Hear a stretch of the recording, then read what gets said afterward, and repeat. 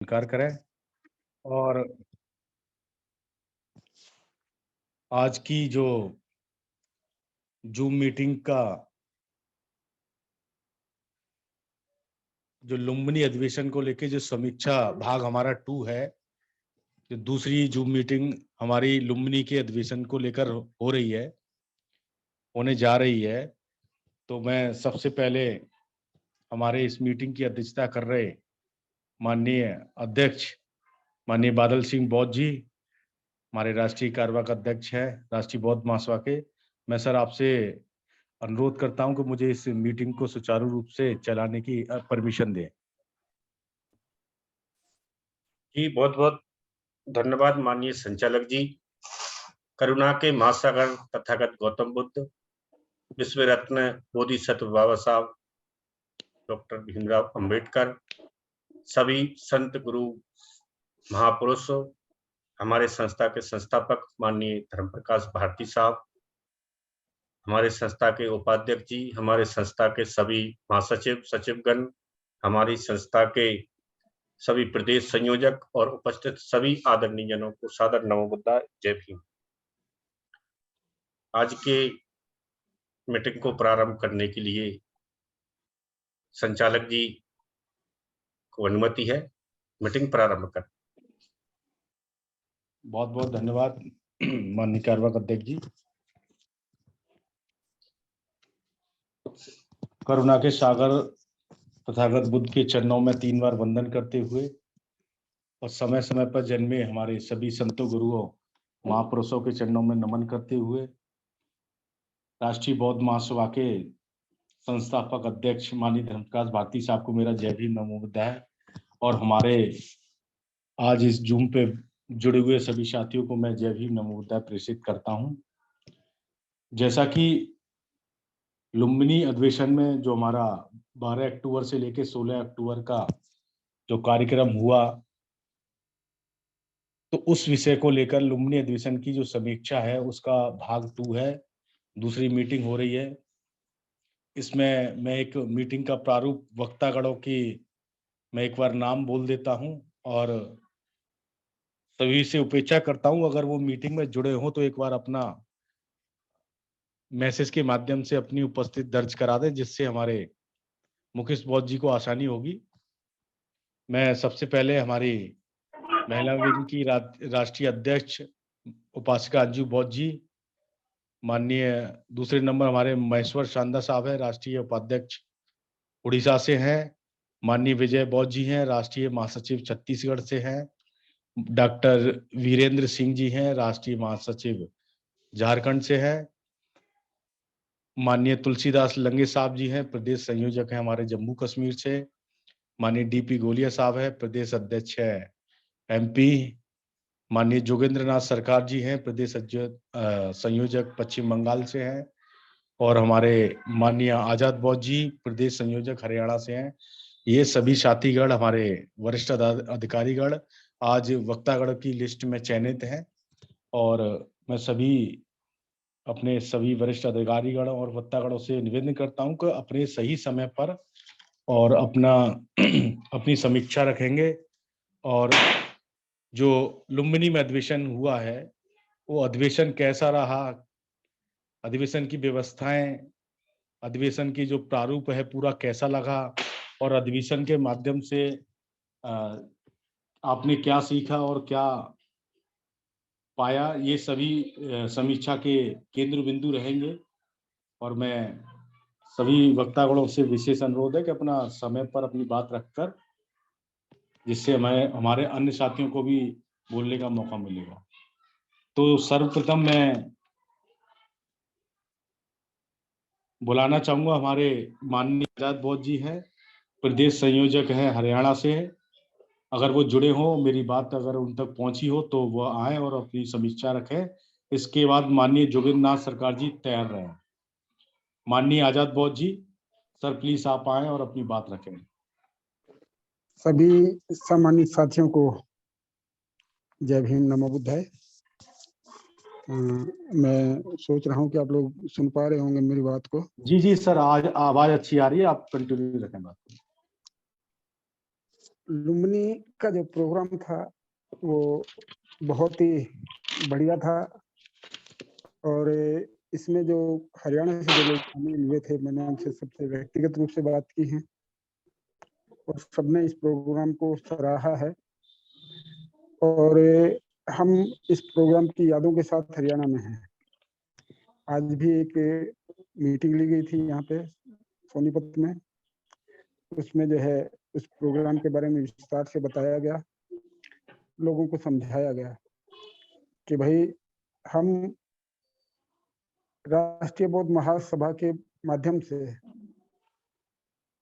अपने इतिहास को ताजा कर रहे हैं, देख पा रहे हैं और ये हम सबकी जिम्मेदारी बनती है कि इसको पूरे देश में फैलाएं, सब लोग अपनी अपनी ड्यूटी निभाएं। कोई भी साथी जो है कहीं भी अगर किसी को कन्फ्यूजन हो तो वो माननीय अध्यक्ष जी से बात कर सकता है, हमसे बात कर सकता है और आगे की रूपरेखा बनाने के लिए ये जरूरी है कि हम अपने प्रदेश में सबसे पहले संगठनात्मक जो ढांचा है उसको पूरा करें, इसके बाद जिले वाइज जो है संगठन बनाएं। जैसे ही हमारे संगठन तैयार होंगे तो हमारे पास वर्क फोर्स तैयार हो जाएगी और लुम्बिनी जैसे कार्यक्रम जो विदेशी धरती पर जो हुआ वैसे वैसे कार्यक्रम भी हम करते जाएंगे और हम इस जो उद्देश्य जो है हमारा है पूरे भारत को बौद्ध में बनाना, इस उद्देश्य में सफल भी होंगे। तो लुम्बिनी में वैसे तो भाईचारे की बात करना जो है यहाँ पे ज्यादा जरूरी नहीं समझता मैं, क्योंकि वहाँ जो भी भाईचारे की मिसाल हमें देखने को मिलती है, जो भी हमारे प्रोग्राम होते हैं उसमें देश प्रदेश की या जिले की सीमाएं जो है कोई मायने नहीं रखती। वह हम सब लोग एक संस्था के आपस में भाई बहन होते हैं और ये एक अच्छा संदेश भी जाता है। हम लोग जितने दूसरे प्रदेश के लोगों से मिलते हैं तो हमें महसूस होता है कि हम सिर्फ हरियाणा के नहीं हैं, हम पूरे देश के हैं और पूरे देश में हमारे रहने का खाने का ठिकाना है। हम जब चाहें अपने किसी साथी को फोन करके एडवांस में उनको बता करके हम वहाँ मिल सकते हैं, जा सकते हैं कि वहाँ के वातावरण में अपने आप को ढाल सकते हैं। लुम्बिनी में कुछ दिक्कतें जो है हुई थी, लेकिन वो इतनी नहीं थी कि उनके ऊपर जो है गौर किया जाए। फिर भी जो व्यवस्थाएं थी राष्ट्रीय बौद्ध महासभा की तरफ से बहुत बेहतरीन व्यवस्थाएं थी, कहीं किसी को कोई जो है कष्ट हुआ नहीं और जो भी आदमी बाहर से जाता है नए शहर में जो है कुछ परेशानियां आती हैं। जैसे लुम्बिनी जो है एक पर्यटन स्थल है और वहाँ पे ज्यादातर लोग विदेशी ही जाते हैं, तो वहाँ के लोकल लोग जो है वो कोशिश ये करते हैं कि इनसे जितना पैसा ऐंठा जाए ऐंठ लिया जाए। लेकिन फिर भी कुल मिला के जो है हमारा एक्सपीरियंस बुरा नहीं था, बहुत अच्छा था। वहाँ के लोगों ने कुछ कोऑपरेटिव भी मिले, कुछ जो है पैसे के मामले में तेज भी मिले, हर तरह की बातें थी। और सबसे बढ़िया बात एक डिसिप्लिन था और डिसिप्लिन में अगर आदमी रहता है तो वो चाहे जो कुछ कर सकता है, कुछ भी कर सकता है, क्योंकि उसकी आइडेंटिटी अकेले की नहीं होती, उसकी आइडेंटिटी एक सैनिक की तरह से हो जाती है और एक सैनिक को जो कमांड मिलती है वो उसको फॉलो करता है। और हम सब जो है तहे दिल से उस प्रोग्राम को करीब करीब जब से आए हैं रोज याद कर लेते हैं और अपने साथियों में शेयर करते रहते हैं। और मैं आशा करता हूँ कि जल्दी ही हम दिल्ली में जो राजधानी में राष्ट्रीय बौद्ध महासभा का राष्ट्रीय कार्यालय बनाने की बात चल रही थी उस पर गौर करें और जो भी हम कर सकते हैं वो करें। मैं आप सभी साथियों को नमो बुद्धाय जय भीम फिर से बोलता हूँ, एक साथ नमो बुद्धाय। बहुत बहुत धन्यवाद माननीय आजाद बौद्ध जी, आपने संगठन विस्तार और समीक्षा को लेकर बात रखी और आप समय पे भी जुड़े सर, आपका बहुत बहुत धन्यवाद।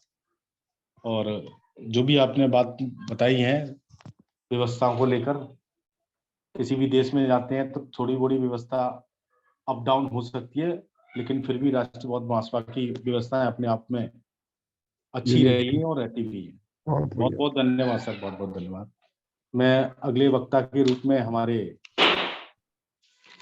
माननीय जोगिंद्रनाथ सरकार जी, जो प्रदेश संयोजक है पश्चिम बंगाल से, सर मैं आपको इनवाइट करता हूं, आप आए और अपनी बात रखें। माननीय जोगिंद्रनाथ सरकार सर।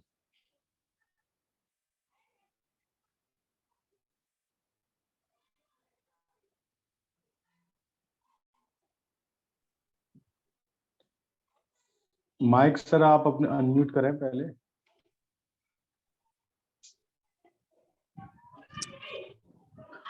नमो बुद्धाय, जय भीम। जय भीम, नमोदय सर। करुणा को सागर तथागत बुद्ध के चरण में हमारा कोटि प्रणाम।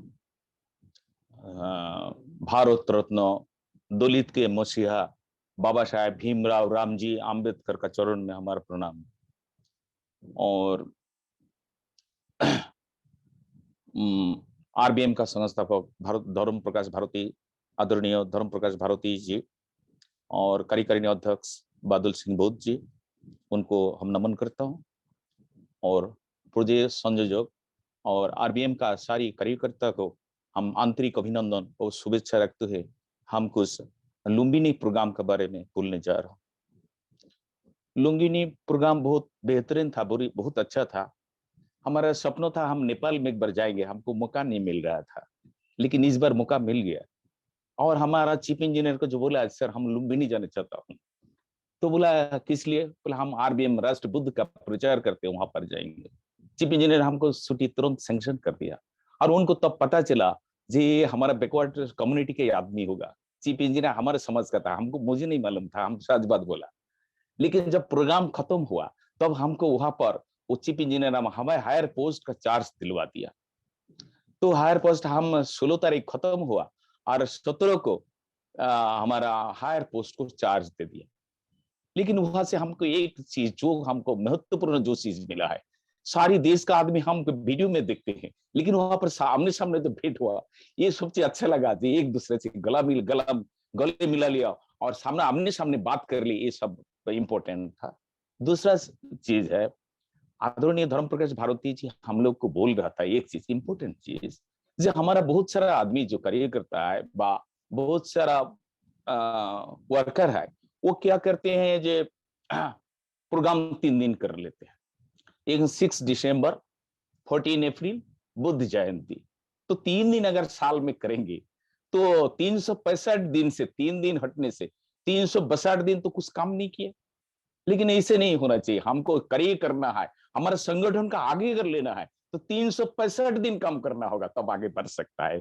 जो हमारे पक्ष में हम सरकारी पद में है, हमारा उतना दिन हम काम करना थोड़ा प्रॉब्लम हो रहा है। फिर भी हम दूसरे को बोलता हूँ जो डेली काम करना होगा, कुछ ना कुछ मोबाइल में एक दूसरे से बात करते हैं, संगठन को बढ़ाती रहिए। क्योंकि 365 दिन काम करेंगे, हम जल्दी वो टारगेट तक पहुंच जाएंगे जहां तक हमको पहुंचना है। लेकिन 365 के दिन में खाली 6 दिसंबर आया, 14 अप्रैल आया, बुद्ध जयंती आया, तीनों को किया, एक अच्छो किया, तो 500 साल में हुआ तो 360 दिन तक कुछ काम नहीं किया है। अगर एक दिन में हम अगर 5 मिनट करके करेंगे तो 360 इंटू 5 मिनट तो बहुत हो जाता है, कम नहीं होता है।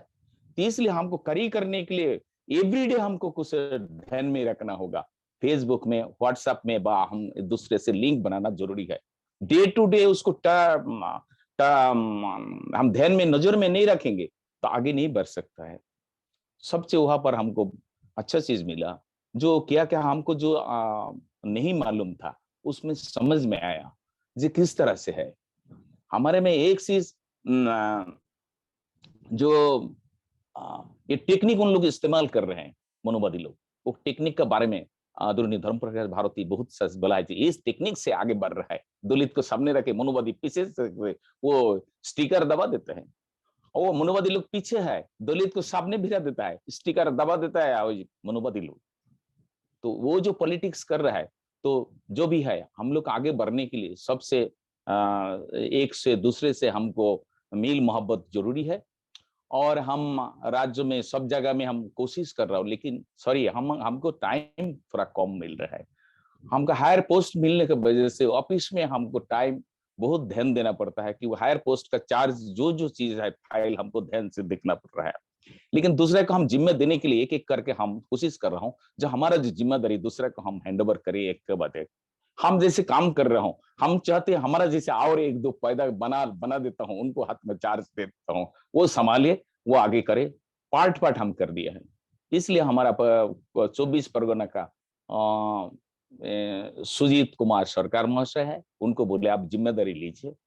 और नोनी गोपाल बारोई है, उनको बोला जो आप कम से कम 8-10 जिला का जिम्मेदारी लीजिए। उन्होंने लेने के लिए तैयार हुआ है। मुझे लगता है ग्रुप में उन्होंने पार्टिसिपेट किया है। लेकिन हम सभी को बोले, सब डिस्ट्रिक्ट जितना प्रेसिडेंट है सबको इनवाइट किया। हम एक आदमी रखे हैं जो उसको इनवाइट करने के लिए, जो कम से कम वेबिनार में तो जोड़ो। लेकिन जैसे हमको हमारा पास 3 आदमी मैसेज भेजते हैं। कार्यकारिणी बादल सिंह बुद्ध साहब हमको मैसेज भेजते हैं, सुशील कुमार जी बुद्ध मैसेज भेजने में कोई कमी नहीं रखता है। 20 में फोन करके बोलता है सर कैसे है आप, बहुत अच्छा लगता है जो उन्होंने बात कर लेता है। 20 में छोड़ते नहीं, हमेशा लिंक बना के रखने चाहते हैं हमसे। तो उनसे हमको सीखने मिलता है, हमसे क्यों फोन कर रहा है, लिंक बनना चाहता है। तो मुझे भी इससे जिम्मेदारी होता है, हमारा हर जिला में जितना कार्य करता है प्रेसिडेंट है, उसको भी लिंक बनाने के लिए हमको फोन करना जरूरी है। हम day to day every day हम फोन नहीं करेंगे तो वो लिंक डिस्कनेक्ट हो सकता है। क्या प्रोग्रेस है हमको पता करना चाहिए। जो हमारा टाइम नहीं मिलता है, हम एक होल टाइमर डिप्यूट करके उसको बोला है तुम बात करते रहना उन लोगों से, और बात करके उनको ध्यान से रखो। सब बात करने का पहले तुम नमो बुद्धाय, जय भीम, और उसको ये बोलने में मत भूलना, और उससे रेस्पेक्ट देके बात करना। सभी को तुम सर बोलोगे, लेकिन वो मास्टर डिग्री इंग्लिश MA है, उसको डिपोर्ट किया। जाओ तुम सभी आदमी जितना कार्य करता है उससे उस तरह से बात करोगे। तो अच्छा लगा ये वेबिनार को, हमको बहुत पसंद हुआ। सर आप लोग से हम लोग सीख लिया, हमको उतना अंदाज नहीं था। और आप लोगों से सहयोग, बाबा साहब का दर्शन, गौतम बुद्ध का दर्शन, आप लोग का कॉपरेशन हमको, और आप लोग जो हौसला जिस तरह से बढ़ाया हमको बढ़ाया, तो हम उसके आगे बढ़ने का अनुप्रेरणा मिल रहा है। हमको आगे जाने का हमको अनुप्रेरणा, उत्साह, सब चीज आप लोगों से मिल रहा है। जो भी है टाइम में ध्यान रखते हैं, हम ज्यादा कुछ आगे नहीं बोलेंगे क्योंकि सारी वक्ता का हम टाइम ले लेंगे, अगली वक्ता इंपॉर्टेंट चीज छूट जाएगा। हम और ज्यादा कुछ बोलने नहीं चाहता हूँ। आप लोगों का सहयोग और आंतरिक अभिनंदन और शुभेच्छा रखते हुए हमारा कहना यही अंत करने चाहता हूँ। हम यही हमारा बात विराम देने चाहता हूँ। जय भीम, नमो बुद्धाय। बहुत बहुत धन्यवाद माननीय जोगीनाथ सरकार सर, आपने अपनी बात रखी और समीक्षा में आपने रखा कि लुम्बिनी का कार्यक्रम आपको बहुत ही अच्छा लगा। इसके लिए सर बहुत बहुत साधुवाद। Thank you sir. एक जो भी साथी जो नए जुड़े होते हैं वेबिनार में, वो साथी सबसे पहले मैं उनका स्वागत करता हूं, और वो साथी उनको टाइम टाइम पर ये इन्फॉर्मेशन मिल जाए RBM की मीटिंग कब हो रही है, कितने बजे हो रही है, तो वो चैट बॉक्स में अपना नंबर और नाम पूरा छोड़ दिया करें। और अगले वक्ता के रूप में मैं माननीय महेश्वर शानदा जी को बुलाना चाहता हूं, राष्ट्रीय उपाध्यक्ष उड़ीसा से। उनकी ट्रेन है, उन्हें जाना है, इसलिए उनका मैं थोड़ा चैनल को तोड़कर उनका नंबर ले रहा हूं। माननीय महेश्वर शानदा साहब, आपका सर वेलकम है, आप आए और अपनी बात रखें। मेरी वॉइस आ रहा है गौतम जी? जी सर, जी सर।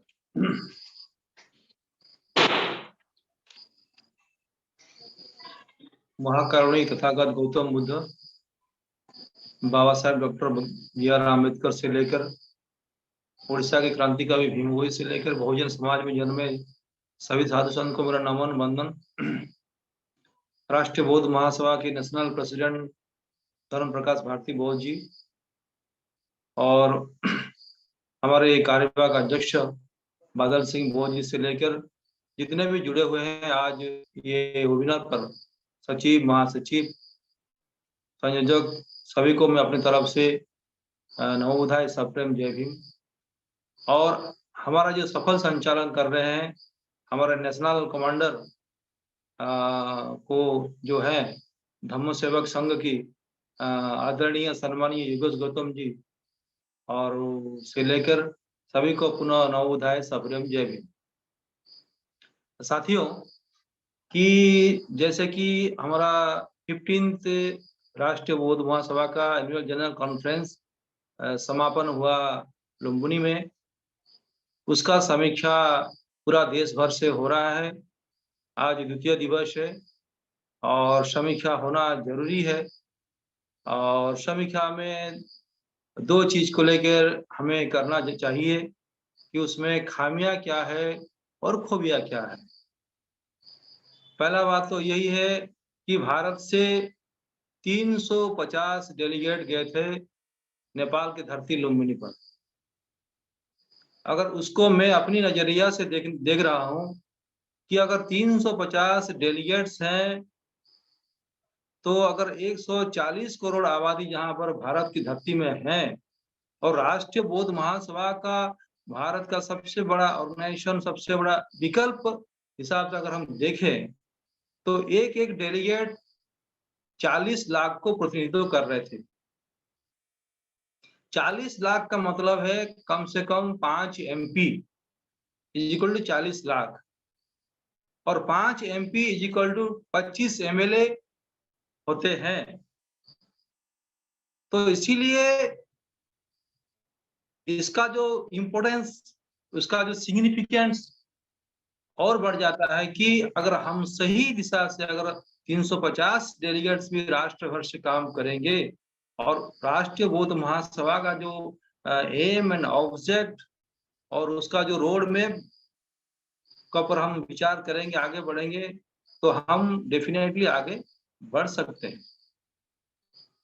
और उसी प्रकार अगर देखा जाए तो एनुअल जनरल कॉन्फ्रेंस राष्ट्रीय बौद्ध महासभा का साल में एक बार इसीलिए हो रहा है कि एक साल के अंदर हम लोग को क्या जितने भी कार्यक्रम लिए थे वो सही पैमाने पर हम लोग किए, नहीं किए, कितना किए और आने वाले दिन में हमको क्या रह गया है उसका रोड मैप तैयार करने के लिए उसका समीक्षा बैठक करने हम लोग एनुअल जनरल कॉन्फ्रेंस कर रहे हैं।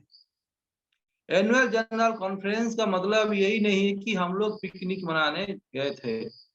मैं सभी साथी, जिम्मेदार साथी, ज्ञानी, बुद्धिमानी, गुणी साथी जिसको मैं हाईली रेस्पेक्ट करता हूं, विथ ड्यू रेस्पेक्ट मैं सम्मान करता हूं, अपने परिवार के जैसा मैं बोलना चाहता हूं कि कॉन्फ्रेंस का जो इम्पोर्टेंस है, उनका जो डिसिप्लिन है, उसी डिसिप्लिन के दायरे पर रहकर हमको काम करना चाहिए। जब उड़ीसा से हम लोग गए थे, सारे साथियों को मैंने बोल दिया था कि कॉन्फ्रेंस के साथ कोई कॉम्प्रोमाइज नहीं होगा। बाद में या पहले से अगर हम लोग का समय मिलता है तो घूमने जाएंगे, उसमें कोई आपत्ति नहीं है। लेकिन रहा कॉन्फ्रेंस में, कॉन्फ्रेंस के अंदर discipline should be must. Discipline का रहेकर हम लोग अगर काम करेंगे तो हर दिन, हर समय कौन साथी कौन से विषय पर चर्चा कर रहे हैं उसका हमको जानकारी होगा और हम लोग को लाभ भी मिलेगा। जैसे कि 15 बिंदु पर हम लोग को चर्चा हो रहा था और जब 15 बिंदु पर चर्चा हो रहा था तो कुछ साथी में भी 20-30% साथी भी शायद नहीं थे। तो आने वाले दिन में ये हम लोग कैसे सुधारा जाए, हम लोग जागरूक साथी हैं, हम जिम्मेदार साथी हैं, उसका पर हम लोग जरूर ध्यान देंगे। तीसरी बात यही है साथी कि जब 15 बिंदु पर चर्चा हुआ और एक कुछ नया विंग्स भी बनाए गए। जब राष्ट्रीय बौद्ध महासभा धीरे धीरे आगे बढ़ता जाएगा तो उसका अलग अलग विंग्स बनते जाएंगे और संगठन भी बढ़ता जाएगा। और जब नया संगठन बनते जाएगा, उनका जो rules and regulation and bylaw भी अलग अलग होते जाएंगे ताकि हर संगठन का उनका काम क्या करेगा, कितना दूर तक करेगा, क्या सही है, क्या गलत है, उसको भी होना चाहिए कि वो संगठन किस हिसाब से, किस दायरे से, उसका जो दायरा क्या होना चाहिए, उसका भी होना चाहिए।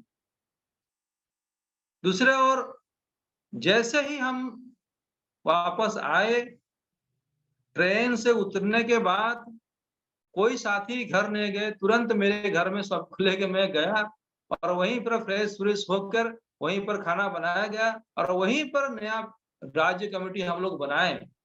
फिर बाद में अपने-अपने घर से उड़ीसा के चले गए। उतरते ही पहला मेरे घर में सब लोग गए, वहीं पर खाना-वाना बनाया गया और सब लोग वहीं स्टेट कमेटी फॉर्मेशन हुआ और फिर 23 तारीख को फिर नया हमारा डिस्ट्रिक्ट कमेटी फॉर्मेशन हुआ है और दिसंबर के अंदर जो-जो डिस्ट्रिक्ट रह गया है, उस डिस्ट्रिक्ट की कमेटी का फॉर्मेशन होगा। और साथियों जब एनालिसिस करते हैं, तो ये तो समीक्षा कर रहे हैं, साथ-साथ में जहाँ तक मुझे खबर है कि अभी एज़ ऑन टुडे कि मध्य प्रदेश स्टेट सबसे बड़ा संगठन रूप में अभी तक है। तो हम जिस राज्य पर बिलॉन्ग्स कर रहे हैं, हमें राज्य का को रिपोर्टिंग करना चाहिए, हर जिले में रिपोर्टिंग करना चाहिए, हर जिले के साथ अगर संगठन पंचायत में है, ब्लॉक में है, तो हर ब्लॉक में, पंचायत में भी रिपोर्टिंग होना चाहिए कि राष्ट्रीय बौद्ध महासभा का 15 जनरल कॉन्फ्रेंस का क्या संदेश है, क्या तैयारी है, आने वाले दिन में राष्ट्रीय बौद्ध महासभा किस तरह का इस देश का एक विकल्प बनना चाहता है, किस तरह बाबा साहब का संदेश लेके जाना चाहता है, किस तरह बाबा साहब जो प्रबुद्ध भारत का जो सपना दिए थे, उस विचार को कैसे आगे बढ़ना चाहता है, करना चाहता है, उस विचार को हर पंचायत, हर ब्लॉक, हर गांव से जितना संगठन हम लोग को बढ़ेगा, तब उतने दूर तक हम लोग का रिपोर्टिंग होना चाहिए। दूसरे ओर आप सभी को बधाई है कि आज इंटरनेट के बल पर हम यहाँ पर जुड़े हुए हैं और 29 अक्टूबर है इंटरनेशनल इंटरनेट डे।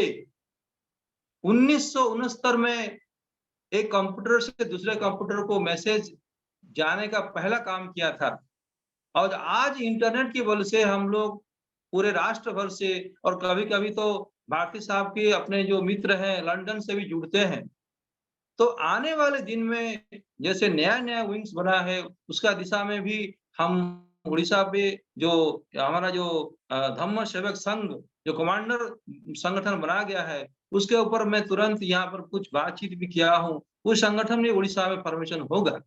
दूसरा और क्या है कि आज जब इंटरनेट डे है इंटरनेशनल, आज राष्ट्र में सबसे एक ऐसा पार्टी है जो सोशल मीडिया और इंटरनेट का ज़्यादा से उपयोग कर रहा है और आज वो सत्ता में बैठा हुआ है।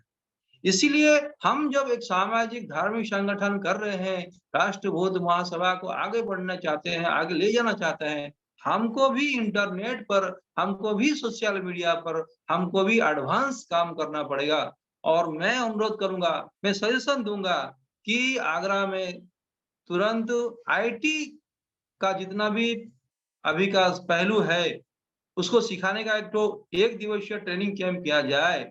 अगर परमिशन मिले तो उड़ीसा का संबलपुर में भी हम 1 दिवसीय करेंगे और राष्ट्र भर से सभी साथी आएँगे और यहाँ पर 1 दिवसीय इंटरनेट जो सोशल मीडिया है, जो आईटी सेक्टर है, उसमें हमारे संगठन का प्रचार-प्रसार कितना आगे बढ़ेगा, उस विषय पर हम लोग कैसे आगे रहेंगे, उसके ऊपर भी हमको सोचने का ज़रूरत है।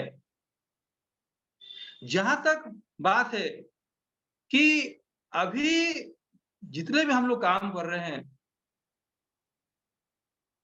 आने वाले दिन में मेरे हिसाब से जब हम लोग का एनुअल कॉन्फ्रेंस होता होगा, उस समय एक तो रिटिन एनुअल रिपोर्ट प्लेस होना चाहिए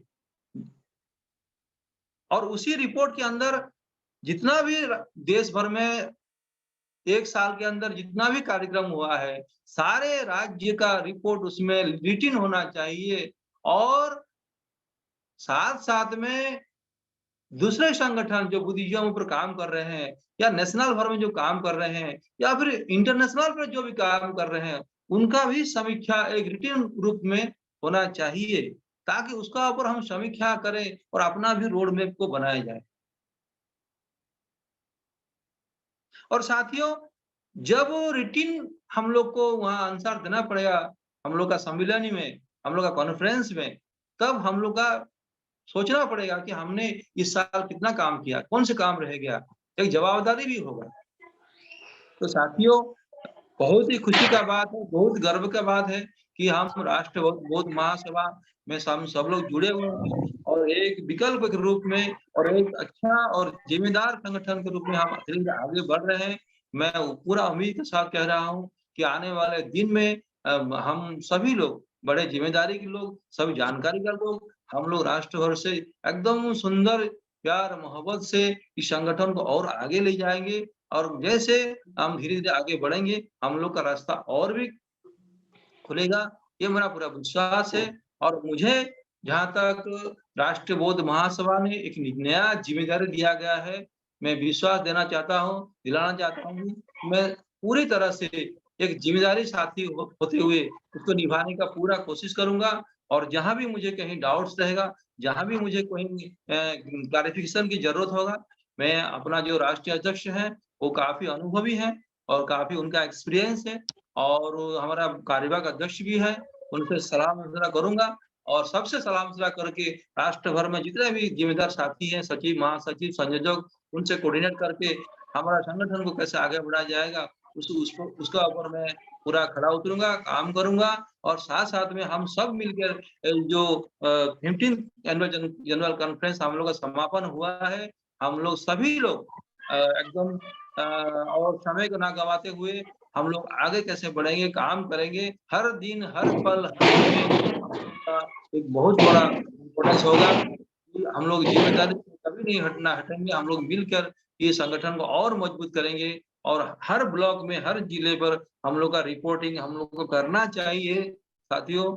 और आने वाले दिन में धीरे-धीरे हम लोग का जो विंग्स जो बढ़ रहा है, वो भी कैसा मजबूत होगा, उसके लिए भी हम लोग को सोचना पड़ेगा और मुझे कहने का मौका दिया है और मुझे तो बाद में बोलना था क्योंकि मैं थोड़ा मेडिकल काम में थोड़ा बाहर जा रहा हूँ, तो इसीलिए मेरा ट्रेन अभी है और मुझे कहने का मौका दिया गया। इसीलिए सभापति जो आज कर रहे हैं, कार्यवाहक अध्यक्ष और सफल संचालन कर रहे हैं, हमारा नया कमांडर धम्म सेवक संघ की योगेश गौतम जी को बहुत-बहुत आभार प्रकट करता हूँ और सभी को नमो बुद्धाय, सप्रेम जय भीम कहते हुए मेरी बात को यहीं रखता हूँ। जय भीम, नमो बुद्धाय। बहुत-बहुत धन्यवाद माननीय संध्या साहब, आपने अपनी बात पूरी संक्षेप में रखी और हमारे संस्थापक अध्यक्ष भी आपकी बातों को नोट कर रहे हैं और हमारे कार्यवाहक अध्यक्ष जी बातों को नोट कर रहे हैं। मैं समझता हूँ वो जो आपने आईटी सेक्टर की बात की है और जो वार्षिक जो एनुअल हमारे रिटेन में एनुअल जो वार्षिक उन्नति की जो बात होगी उसके बारे में भी विचार करेंगे।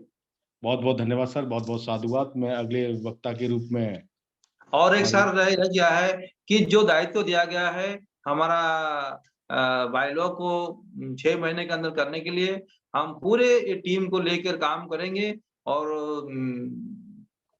3-4 महीने के अंदर प्लेस करने की पूरा कोशिश में हम लोग हैं और ये भी एक तो जिम्मेदारी दिया गया है, उसको भी हम सफल रूप से करने की पूरा कोशिश करेंगे। धन्यवाद। बहुत-बहुत धन्यवाद जी। तो मैं आगे बढ़ाते हुए माननीय डीपी गोलिया साहब से मैं अनुरोध करता हूं। माननीय डीपी गोलिया साहब प्रदेश अध्यक्ष मध्य प्रदेश से हैं, आप आए और अपनी बात रखें। माननीय डीपी गोलिया साहब।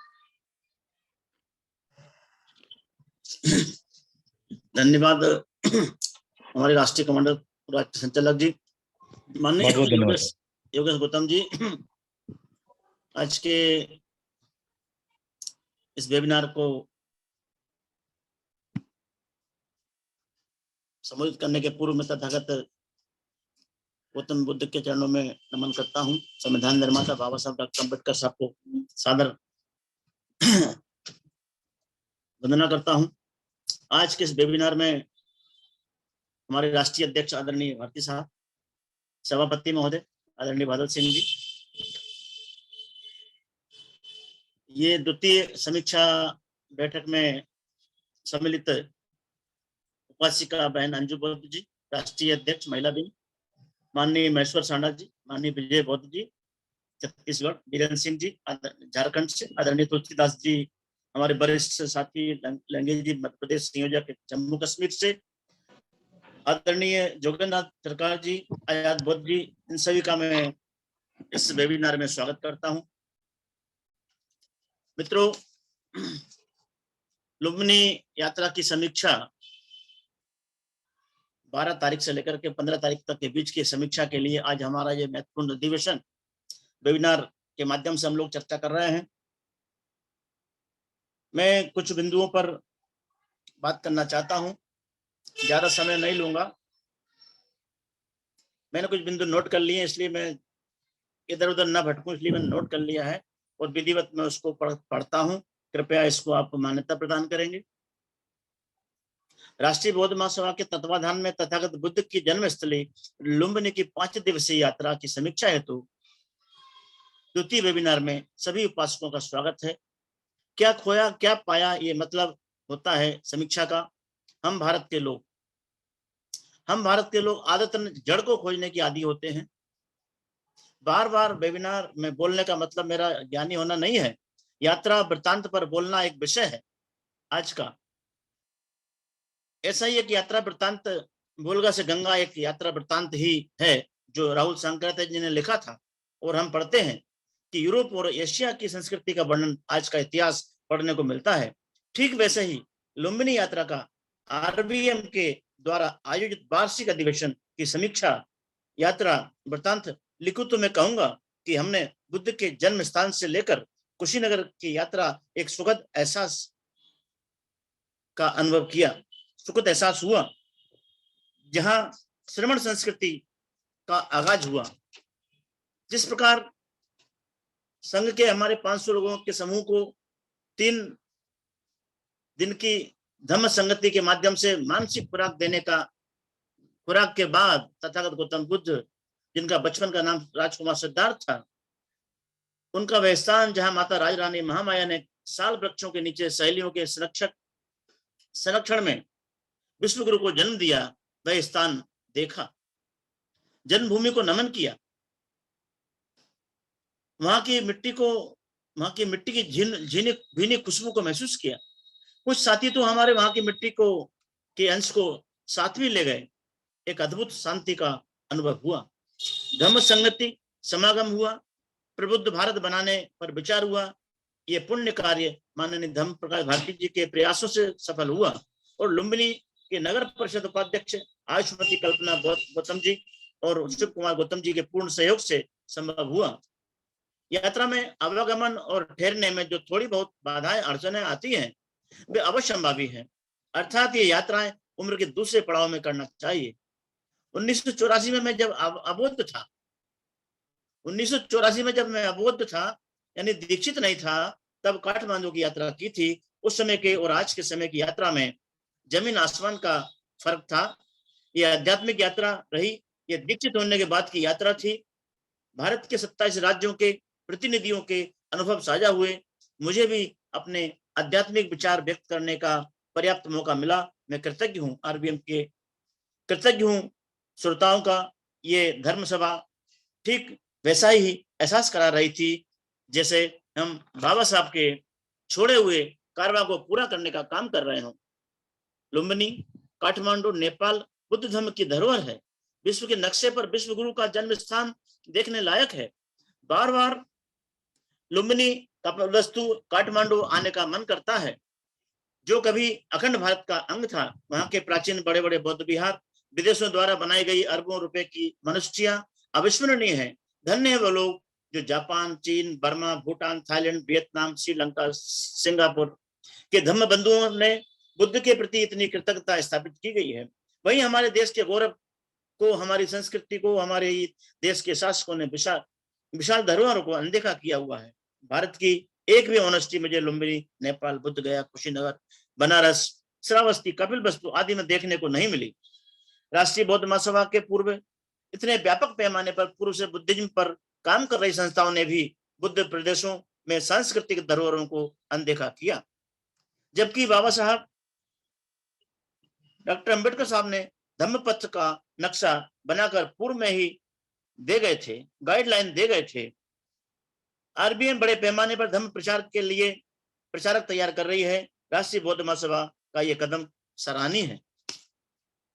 प्रत्येक वार्षिक अधिवेशन के माध्यम से 15 वर्षों से बुद्ध क्षेत्रों से आध्यात्मिक जुड़ाव पैदा किया जा रहा है, जो भविष्य में आगे चलकर मील का पत्थर साबित होगा। मैं 2007 से ही राष्ट्रीय बौद्ध महासभा से जुड़ा हूं। मेरे दीक्षित होने से यानी 93 से हम धम्म में दीक्षित होने के उपरांत बुद्धिज्म के लिए कटिबद्ध हूं और लुम्बिनी में 300 बीसी से 700 बीसी में निर्मित जन्मभूमि के स्तूप को देखकर यह विश्वास हो गया कि बुद्ध को सिद्ध करने के अन्य भगवानों की तरह खुदाई की जरूरत नहीं है। बुद्ध शाश्वत हैं, बुद्ध प्रत्यक्ष हैं और वे हमारे शास्त्र हैं। मानव जाति के कल्याण के लिए उनका मार्ग उत्तम है। अंतर्मन को झांकने की जरूरत है। उन्होंने कहा, तथागत ने कहा भी है कि अपदीपो भव। कबीर साहब ने भी कहा है कि तू मोह को कहां ढूंढ रहे बंदे। लुम्बिनी अधिवेशन में सभी धर्मों के अनुयायी भी शामिल थे। मध्य प्रदेश से करीब 60 अनुशासित सदस्यों के साथ में अन्य वर्गों के भाइयों का भी बड़ा समागम था। माननीय लक्ष्मण सिंह यादव जी बौद्ध मथुरा से, उत्तर प्रदेश से, भाई भैया साहब पाल साहब बेसरा सिंह भी उत्तर प्रदेश से, चरणदास जी प्रजापति पन्ना से, महेंद्र सिंह जी पवार साहब मध्य प्रदेश से, जितेंद्र चौरसिया जी बिहार से, आदि आदि विद्वान साथी हमारे, कर्मठ साथी हमारे इस अधिवेशन में जुड़े। मैं इनका तहे दिल से आभार व्यक्त करता हूं। मित्रों,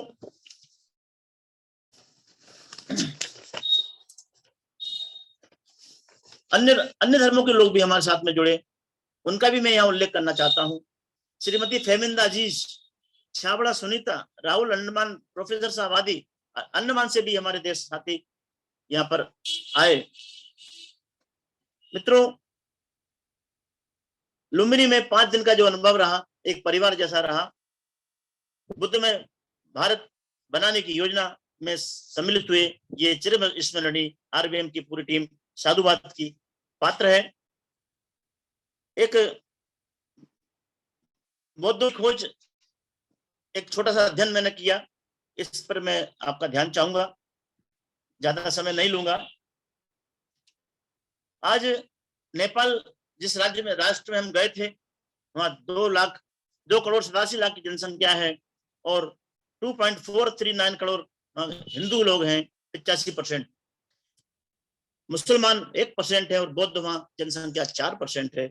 मित्रों, वहीं हम यदि हमारे राष्ट्र का अवलोकन हम करते हैं, क्योंकि हम लोग बुद्धमय भारत की संकल्पना के साथ में काम कर रहे हैं, राष्ट्रीय बौद्ध महासभा संजीदा है इस विषय पर, तो इस पर मेरा अध्ययन करना भी आवश्यक है। सभी साथियों का भी ध्यान आकर्षण करना चाहूंगा। एक हिंदू राष्ट्र नेपाल में ये खोज रहा था मैं कि 52 करोड़ ओबीसी हिंदू नहीं है भारत में, 24 करोड़ एससी हिंदू नहीं है, 12 करोड़ आदिवासी हिंदू नहीं है, 14 करोड़ मुसलमान हिंदू नहीं है, 2.8 करोड़ सिख हिंदू नहीं है, 2.6 करोड़ लिंगायत हिंदू नहीं है, 2.5 करोड़ ईसाई हिंदू नहीं है, 1 करोड़ 30 लाख बौद्ध हिंदू नहीं है, 42 लाख जैन हिंदू नहीं है। फिर हिंदू कौन है? कहाँ रहता है ये हिंदू? कैसा दिखता है ये हिंदू? मित्रों, क्या हिंदू आपस में विवाह करते हैं? एक विचारणीय प्रश्न है जो हर सदस्य के मन में होना चाहिए। ये प्रश्न हमेशा हमें खड़ा समाज के सामने करते रहना चाहिए, तभी हम बुद्धमय भारत की संकल्पना को प्रूव कर पाएंगे कि क्या हिंदू आपस में विवाह करते हैं? क्या हिंदू किसी नस्ल जाति का नाम है हिंदू? क्या सभी हिंदुओं में सभी हिंदुओं को समान अधिकार है? क्या भाईचारा है आपस में सभी हिंदुओं में? क्या समान पूजा स्थान है, समान शमशान घाट है? और यदि नहीं है तो कैसे हिंदू हैं? ये हमारे हिंदू भाइयों को जो नकली हिंदू बने हुए हैं उनको समझाने के लिए ये आंकड़े उनको देना अति आवश्यक समझता हूँ। सभी लोग लुम्बिनी में बुद्ध के पद चिन्हों को ढूंढ रहे थे, मैं हिंदू ढूंढ रहा था। नेपाल एकमात्र हिंदू राष्ट्र था, वह भी बुद्ध के प्रभाव से नष्ट हो गया। नेपाल एकमात्र हिंदू राष्ट्र था जो बुद्ध के प्रभाव से नष्ट हो गया। हिंदू विचारधारा का राज परिवार आपस में लड़कर बिगड़ गया। 2006 में वे राष्ट्र धर्म निरपेक्ष हो गया और हमारा राष्ट्र हिंदू राष्ट्र होने की बात करता है। मंदिरों में एक ही समुदाय का कब्जा। पशुपतिनाथ में हमारा कैमरा छुड़ा लिया गया। हम लोग गए, फोटोग्राफी करना सभी हिंदू मंदिरों में मना है। आखिर क्या छुपाना चाहते हैं? आखिर क्या छुपाना चाहते हैं? रामेश्वरम, तिरुपति बालाजी, पशुपतिनाथ, सभी मंदिरों में अंदर अंधेरा, काले पत्थरों की बुद्ध रूप मूर्तियां प्रतीत होती हैं। उन मंदिरों में चढ़ोतरी नहीं देने पर पुजारी बुरी तरह से धिक्कारते हैं। भगवान की मूर्ति को हम देख नहीं सकते। यही हिंदू मंदिरों का सच है। पशुपतिनाथ के मुख्य द्वार पर ऊपर अवलोकितेश्वर की स्वर्ण जड़ित मूर्ति दिखाई देती है। अवलोकितेश्वर तथागत बुद्ध का ही एक रूप है, जिनका काफी लोगों को जानकारी होगी। अंदर भगवान मुख दर्शक बना बैठा रहता है और गोरखनाथ मंदिर में भी वहां के मुख्य महंत छोड़कर विधान मंदिर में प्रस्थान कर गए। साथियों, इस समीक्षा के साथ मेरा यह अध्ययन, एक छोटा सा प्रयास हमको बाध्य करेगा कि हिंदू राष्ट्र पहले बनेगा या बौद्धमय भारत पहले बनेगा। यह सोचने का विषय है, चेतन होने का समय है। मित्रों, मैं संगठन के बारे में 2 बात और कहना चाहूंगा कि धम्म प्रचार के लिए आरबीएम की प्रांतीय समितियों को आर्थिक रूप से भी मजबूत करने की आवश्यकता है, जिससे कि मैदानी क्षेत्रों में धम्म प्रचार प्रसार का कार्य गति पकड़ सके। प्रांतीय स्तर पर आरबीएम की वेबिनार भी नियमित रूप से संचालित होती रहे। मैं ओबीसी का अधिक फोकस कर रहा हूं। संघ ने अलग से विंग बनाया। इस काम को और ये काम मेरा और आसान हो गया। मैं साधुवाद करता हूं राष्ट्रीय अध्यक्ष जी को, और यही मैं अपनी वाणी को विराम देता हूं। नमो बुद्धाय। साधु। बहुत बहुत साधुवाद, बहुत बहुत धन्यवाद माननीय गोलिया साहब। आपने अपने बहुत ही मार्मिक और विस्तार पूर्वक विचार रखे। आपने लगभग सभी पहलुओं को छूने की कोशिश की है, क्योंकि थोड़ा सा समय का अभाव है और लगभग हमें 1 घंटा होने को आ रहा है। तो मैं माननीय सभी वक्तागणों से अनुरोध करता हूं कि थोड़ा समय का ध्यान रखते हुए अपनी बात रखेंगे। और जो समीक्षा हो रही है तो उसमें एक छोटा सा मुझे ऑफिस के से फोन आया था आपका। उड़ीसा, एमपी और छत्तीसगढ़ का कुछ लेखा जोखा अनकम्प्लीट है। तो माननीय मुझे सारे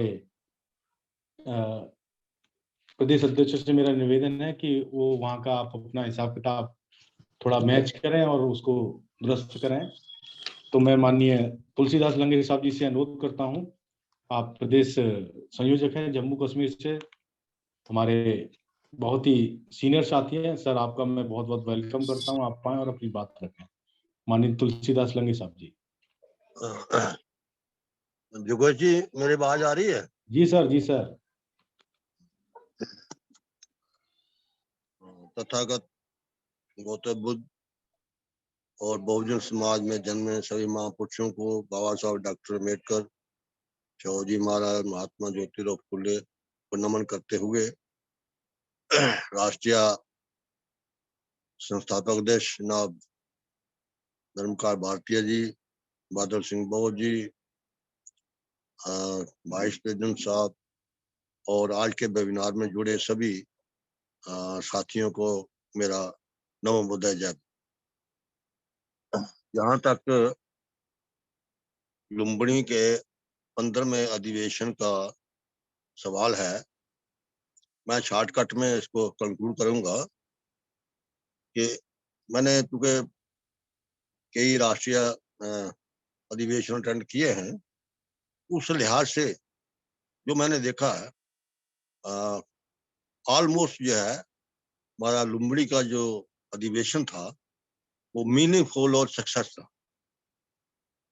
एक तय एजेंडे के मुताबिक जो हमारी सेंट्रल टीम है, जो माननीय भारतीय साहब की, धर्मकार भारतीय साहब की अगुवाई में, उनकी सरपरस्ती में जिस ढंग से उन्होंने उसको बनाया था सिस्टमेटिकली, तो बहुत अच्छा रहा और कामयाब मैं समझता हूँ। मेरी नजर में कामयाब अधिवेशन रहा है। जो एजेंडा तय किया गया 15 पॉइंट का, उस पर डिस्कशन होना, फिर आगे की नीति तय की गई कि आगे जो नई कमेटियों को तश्कील दी गई, कॉन्स्टिट्यूशन ड्राफ्ट कमेटी का किया गया। हालांकि कॉन्स्टिट्यूशन बना हुआ है, फिर भी जो है एक डेमोक्रेटिकली जो है सिस्टम भारतीय साहब बनाया कि इसमें और साथियों की राय ली जाए। और बाकी जो कमेटियों का गठन किया गया, कुछ नए साथियों की जिम्मेवारी दी गई, और आईना के लिए लाहेमूल जो तैयार किया गया, कि इसको कैसे हमने जो है राष्ट्रीय बौद्ध महासभा का जो है वो हमारे बाबा साहब डॉक्टर अम्बेडकर का जो मिशन अधूरा रह गया है, माननीय कांशीराम साहब का जो काम अधूरा रह गया है, उसको राष्ट्रीय बौद्ध महासभा किस ढंग से जो है पाया तकमील तक यानी मंजिल मकसूद तक पहुंचाने में काम करे की नीति तय की। तो इस हिसाब से मैं ये समझता हूँ कि ये बड़ा हमारा कामयाब और मीनिंगफुल जो है ये अधिवेशन रहा है। और दूसरी बात यह है कि जहाँ इतना बड़ा प्रोग्राम हो रहा है और दूसरी कंट्री के समझो हम जमीन पर जाके कर रहे थे, और मैं ये समझता हूँ कि राष्ट्रीय बौद्ध महासभा के माध्यम से ही हम जो है बुद्धा के 4 धाम की यात्रा कर पाए आज तक, क्योंकि यहाँ उनका जन्म हुआ, उस धरती को नमन करने का मौका मिला, जहां पर उनको ज्ञान प्राप्त हुआ बौद्ध ज्ञान में, उस धरती को नमन करने का मौका मिला।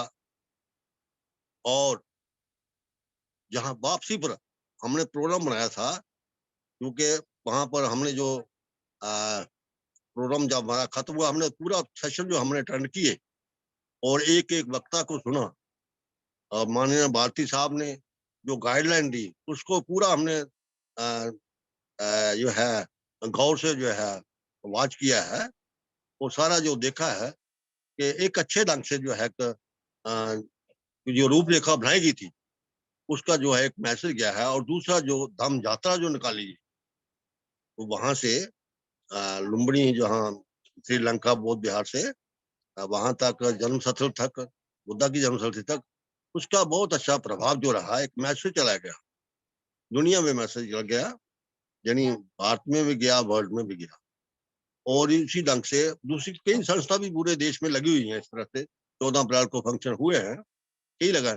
एक मैं समझता हूँ पूरे देश में राष्ट्रीय महोत्सव के एक्टिव होने से बाकी जो संस्थाएं थी जो बुद्धा के नाम पर जो चल रही हैं, या किसी नाम से कोई बुद्धिस्ट सोसाइटी ऑफ इंडिया दूसरे, वो भी एक्टिव हुई हैं और उन्होंने भी प्रोग्राम किए हैं। जैसे दिल्ली में प्रोग्राम हुआ, वो जो वहाँ के जो मंत्री थे गौतम जी, तो और दूसरी जगहों कई प्रोग्राम हुए। तो ये राष्ट्रीय बौद्ध सभा की तरफ से जो एफर्ट्स हो रही हैं, इसकी तरफ देख के बाकी जो ऑर्गेनाइजेशन वो भी एक्टिव हुई हैं, तो ये काम आगे बढ़ना शुरू हुआ है।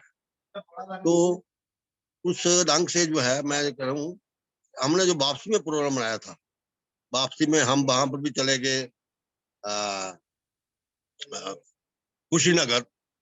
वहां से हम जब वापस आए तो हमने एक प्रोग्राम बनाया था कि हमें वो 4 धाम की यात्रा बोला कि कंप्लीट कर लेंगे इस बार। तो वहां से हमने गोरखपुर आए, गोरखपुर से बाई बस हम फिर कुशीनगर चले गए।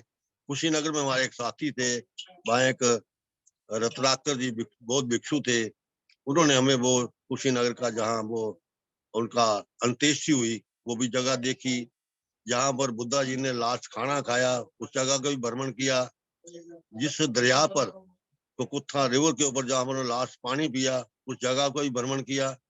फिर वापसी पे हम जो है फिर गोरखपुर आके हम सारनाथ काशी में चले गए। तो काशी में भी वहां जाने का मौका मिला, तो वहां भी एक दिन पूरा हमने घूमा। तो वहां पर जो है अपने कबीर साहब की जन्मस्थली पर जाने का मौका मिला, लहरतरा तालाब के ऊपर। गुरु रविदास जी की जन्मस्थली जो है वहां पर सीर वर्धनपुर में, वहां भी जाने का मौका मिला। और राष्ट्र में जो है सारनाथ, जहां पर बुद्धा जी ने लॉर्ड बुद्धा ने अपने वो प्रवचन दिए 5 साथियों को, उस जगह भी जाने का मौका मिला, उस बिहार में जाने का मौका मिला। तो ये मतलब है हमारी जो इस टूर में मैं ये समझता हूँ कि हमने बुद्धा जी के 4 जो धाम की यात्रा है वो हमारी कंप्लीट हुई, हमारे साथियों की। तो उसमें यानी जहाँ जन्म हुआ, वहाँ जहाँ ज्ञान प्राप्त हुआ वहां भी गए, और जहाँ पर उन्होंने पहला उपदेश दिया वहां भी हमने उस धरती को नमन किया, और जहाँ उनकी अंत्येष्टि हुई वहां भी हमने उस धरती को नमन किया। तो ये हमारा तो एक बहुत अच्छा एक्सपीरियंस रहा, यानी एक पूरा हमें मौका मिला इसमें जो है लॉर्ड बुद्धा के स्थानों का भ्रमण करने का, तो जो जहां तक प्रोग्राम की बात है, प्रोग्राम बहुत अच्छा प्रोग्राम रहा। छोटी मोटी कमियां हो सकती हैं, वो दरकिनार किया जाता है, वो कोई माने मैटर नहीं करती हैं। इतने बड़े प्रोग्राम में छोटी मोटी कोई कमी रह जाए, हम उसको मैटर नहीं करते हैं सिलसिले में, क्योंकि हमने बहुत से प्रोग्राम अटेंड किए हैं। तो ये ऑलमोस्ट जो है ऑलराउंड प्रोग्राम जो है सक्सेसफुल रहा, और आगे की रूपरेखा तय हुई, और आगे का जो ये भी तय हुआ कि जम्मू कश्मीर में अगला प्रोग्राम होगा। अब उसके लिए हमारे पास अभी समय है, जो टास्क दिया उसको भी कंप्लीट करना है और उसकी तैयारी भी करनी है। उसके लिए कोशिश हम अभी से शुरू करेंगे। अभी चूंकि वहां से जब आए हैं तो 21 तारीख को मैं जम्मू पहुंचा साथी तो थोड़ा रेस्ट करके अभी काम शुरू करने वाले हैं। तो ऑलमोस्ट जो है मैं फिर ये दोहराना चाहूंगा कि कोई कमी नहीं रही है, सब प्रोग्राम ठीक ठाक रहा। पूरे देश के साथियों से एक दूसरे के साथ मिलने का मौका मिला, एक दूसरे को समझने का मौका मिला। तो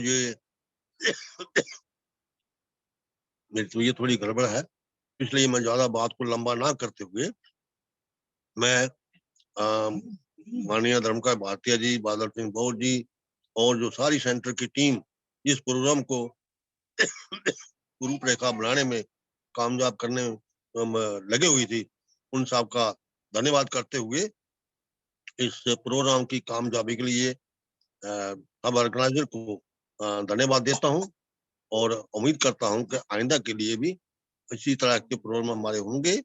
और हर साल जो प्रोग्राम हमारा अधिवेशन होता है उसमें यही होता है कि क्या पिछले साल में हमारा क्या हुआ और इस वक्त हम कहाँ खड़े हैं, और अगले की रूपरेखा तैयार करना, ये लेखा जोखे का प्रोग्राम होता है अधिवेशन का। तो दूसरा जो है हमारा देश इस वक्त जो है बहुत बड़ी दुर्दशा से गुजर रहा है, क्योंकि इस देश में जो आज भारतीय जनता पार्टी की सरकार है, जिसकी पुष्टप्राय आरएसएस कर रही है, उसने पूरे देश में जो आग लगा दी हिंदू मुस्लिम के नाम पर, जाति बात के बढ़ावा दे करके जुल्म। यानी इस देश में जो है अब ये सख्त जरूरत है कि बाबा साहब का जो सपना अधूरा रह गया है, माननीय काशीनाथ साहब का अधूरा रह गया है, उसको पूरा करने में दीनी देश का जो बहुत में बनाना, ये बहुत आवश्यक हो गया है कि अगर देश में समता, समानता, बराबरी और भाईचारे का माहौल हमें तैयार करना है और देश को एक समृद्ध देश बनाना है। फिर से जिस देश को कभी गोल्डन हिस्ट्री में सोने की चिड़िया कहा गया है, फिर से हमने उसको सोने की चिड़िया बनाना है, तो हमें देश को प्रबुद्ध भारत बनाना पड़ेगा, और इसके लिए हमें और तेजी से काम करने की जरूरत है। और इसकी प्रोग्राम की बिल्कुल कामयाबी के लिए, सक्सेसफुल और मीनिंगफुल बनाने के लिए सभी सेंट्रल टीम का धन्यवाद करते हुए मैं अपनी बात को यहीं विराम देता हूं। नमो बुद्धाय, जय। बहुत बहुत धन्यवाद माननीय तुलसीदास साहब, आपने अपनी बातें रखी और अपने इशारों में आपने कहा है कि हमारी बुद्ध धम्म में की जो अनेकों संस्थाएं इस समय एक्टिव मोड में आ चुकी हैं आरबीएम को देखकर, और पूरे मैं समझता हूं पूरे इंडिया में ये सभी इस बात से सहमत होंगे कि आरबीएम के कामकाज को देखकर सारी संस्थाएं वो एक्टिव मोड में आ गई हैं। तो बहुत बहुत धन्यवाद सर, माननीय तुलसीदास साहब। तथागत बुद्ध से कामना करता हूं आपका जल्दी ही स्वास्थ्य लाभ हो। और हमारे अगले वक्ता के रूप में डॉक्टर वीरेंद्र सिंह जी, राष्ट्रीय महासचिव झारखंड से हैं। डॉक्टर वीरेंद्र सिंह साहब आप आए और अपनी बात रखें, और विनम्र अनुरोध है कि थोड़ा समय का ध्यान रखें, क्योंकि 1 घंटे बाद लोगों के मैं समझता हूँ डाटा काम करना बंद कर देते हैं। हम 105 लोगों तक गए थे अभी, और 1 घंटे बाद हम 93 पर हैं अभी। तो इस का सभी ख्याल रखें प्लीज। कोई बात नहीं। जय भीम नमो बुद्धाय। मेरी आवाज आ रही है? जी सर, जय भीम नमो बुद्धाय सर। सर्वप्रथम बहुजन समाज में तमाम महापुरुषों को और गुरुओं में जन्मे सबको नमन करते हुए आप तमाम साथियों को जय भीम नमो बुद्धाय। खासकर माननीय धर्म प्रकाश भारती जी को तो इस कार्यक्रम के जो अवसर पर जो हम लोग को लुम्बिनी में जो सुअवसर 5 दिन की व्यवस्था हुई, उसमें हमें ये लगा कि बुद्ध की धरती जहां उन्होंने जन्म लिया, उसको टच करने से मात्र से जो जीवन में स्पंदन प्राप्त हुई, ये न हमें नहीं लगता है कि और कोई धर्म के कहीं और संस्थाओं में जाने की और कोई और वंदना करने की जरूरत है। तो 5 दिन की जगह में जो हम लोग ने 3 दिन में जो अधिवेशन में जो बातें सीखी, ये न वो 15 पॉइंट पर जो चर्चा हो रही थी, उसमें सबसे अच्छा पॉइंट जो मुझे जो ST/SC OBC का जो आपस का संगठन है, ये न यदि उसकी सामाजिक गतिविधियां हमारी तेज हो जाए, आपस में धर्म का काम बढ़ जाए, तो निश्चित रूप से कि हम लोग आगे कामयाबी हासिल कर सकते हैं। खाने पीने रहने की बहुत अच्छी व्यवस्था थी, इसमें कहीं कोई टीका टिप्पणी करने की जरूरत नहीं है। थोड़ी बड़ी कमियां सब जगह होती है, लेकिन हम लोग झारखंड से अपने जिले से 14 आदमी गए थे और 14 अलग अलग जगह से थे। तो हम लोग ने वहां से आने के बाद तुरंत कमिटमेंट किया कि आखिर करना क्या, हम लोग जो सीखा उसको करना क्या है। तो हमने झट से फटाफट एक लातेहार जिला में मीटिंग लगाई, ये ना, और दूसरा एक बौद्ध विहार बना हुआ है ग्राम ओरिया, वहां पर लोगों से बैठक की। और चूंकि पहले से धर्म प्रकाश भारती जी से तय हो गई बात हो गई थी कि 25, 26, 27 फरवरी को हम लोग को 3 दिन का वहाँ प्रोग्राम धर्म संगति करना है। क्योंकि पहले पिछले साल भी हम लोगों ने झारखंड में 14 नवंबर और 15 नवंबर धर्म संगति किया था, काफी लोग उसमें आए थे। धर्म प्रकाश भारती सर भी आए हुए थे, अंजू बैद भी आई थी, उड़ीसा वाले उपाध्यक्ष महोदय थे। तो इस बार भी हम लोग ने ये कमिटमेंट कर लिया है कि जो 15, 26 और 27 फरवरी को 2023 में जो 3 दिन का धम्म संगति होगा, वो काफी विशाल होने जा रहा है। उसके लिए हमारी तैयारियां चल रही है और बैठक कंटिन्यू चल रहा है। जो सामाजिक जड़ें हमारी एक बार मजबूतें हो जाएंगी तो और भी काम में आसान हो जाएगा। इन बातों को लेके अंजू बैद मैम पटना से बात हुई है, स्वास्थ्य जी पश्चिम बंगाल धनबाद में रहती है, उनसे बात हुई है, प्रोफेसर लक्ष्मण यादव से भी बात हुई है, एडवोकेट सिद्धांत गौतम जी दिल्ली से बात हुई है, उपासिका संघर्ष जी छत्तीसगढ़ दंतेवाड़ा से बात हुई है, और रागनी भास्कर जो CDPO मैडम है, वो आगरा से हम लोग की बातें हो चुकी है कि वो लोग ने आने की सहमति प्रदान कर दी है।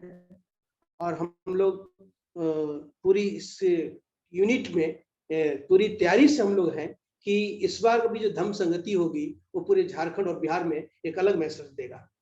और इसके लिए हमारी जो पूरे टीम से जितने लोग गए थे सब लगे हुए हैं। हम लोगों ने जो रसीदें हमें प्राप्त बच गई थी, उसकी सदस्यता अभियान हम लोगों ने चालू कर दिया है कि कम से कम जहां जहां जिस प्रखंड से लोग गए थे, वहां कम से कम 100 रसीदें कट के हमारी सदस्यता जो है वो बन जाए।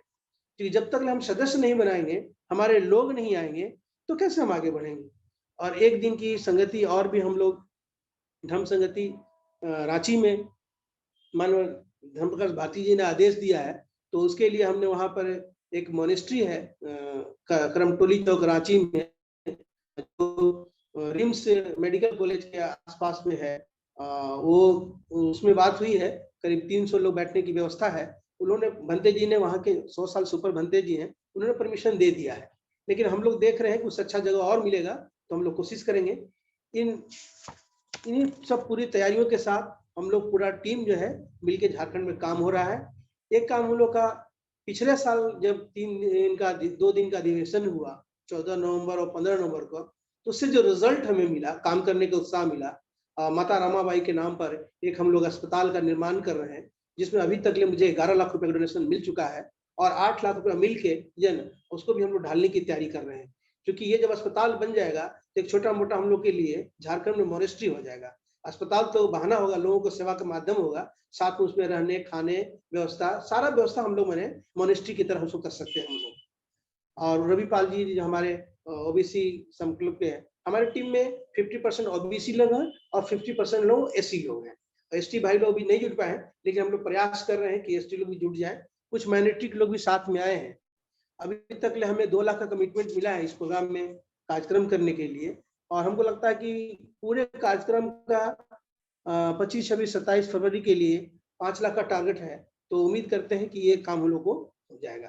अब अंतिम बात मैं अपनी यही विराम देता हूँ कि 1948 में महात्मा ज्योतिबा फुले ने इस आंदोलन को आगे बढ़ाया था। 1920 में बाबा साहब ने अपने कंधों पर लिया था। 1984 के आसपास मानवर काशीराम ने बहुत एक्टिविटी दिया और 2022 में जो राष्ट्रीय बौद्ध महासभा का 15वां अधिवेशन हुआ और जो 15 बिंदु पर जो बातें हुई, अब हमारा जो संस्था है वो युवा अवस्था की ओर प्रवेश कर रहा है, क्योंकि 15 साल की अवस्था में कोई भी बच्चा जो है वो जवान हो जाता है और वो आगे कोई भी काम करने के लिए सक्षम हो जाता है। ये सबसे बड़ा गुड मैसेज है पूरे हिंदुस्तान के लिए कि राष्ट्रीय बौद्ध महासभा के एक्टिव होने से कई संस्थाओं, मरे हुए संस्थाओं में जान आ गई है। इसके लिए भूरी भूरी प्रशंसा हम धर्मप्रकाश भारती जी करते हैं। सबको जय भीम, नमो बुद्धाय। बहुत बहुत साधुवाद माननीय डॉक्टर वीरेंद्र सिंह जी। आपने अपनी सही समय पर अपना वक्तव्य फिनिश किया है और आप जो झारखंड में जो धम्म संगति करने जा रहे हैं, हम बहुत बहुत उसकी बधाई देते हैं। आपका सफल कार्यक्रम रहे। और अगले वक्ता के रूप में हमारे राष्ट्रीय महासचिव छत्तीसगढ़ से हैं माननीय विजय बौद्ध जी। सर, मैं आपको इनवाइट करता हूं, आप आए और अपनी बात रखें। माननीय विजय बौद्ध जी।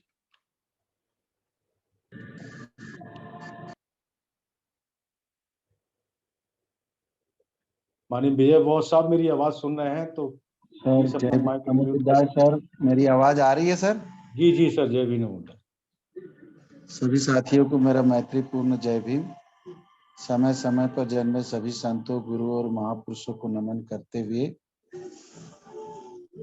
हमारे राष्ट्रीय अध्यक्ष धर्मप्रकाश भारती साहब, कार्यकारी अध्यक्ष बादल सिंह बौद्ध साहब और आज के इस वेबिनार को संचालित कर रहे हैं योगेश गौतम साहब और पूरे देश के सभी सचिव, महासचिव, संयोजक, सह संयोजक को मेरा मैत्रीपूर्ण जय भीम। साथियों, लुम्बिनी में 5 दिवसीय कार्यक्रम में हमारे छत्तीसगढ़ से टोटल करीब 53, 54, 55 लोग गए हुए थे। और इस कार्यक्रम में 3 दिवसीय जो हमारा वेबिनार था, साहब ने 2 दिन एक्स्ट्रा घूमने के लिए दिए थे, लेकिन हमारे बहुत से साथी लोग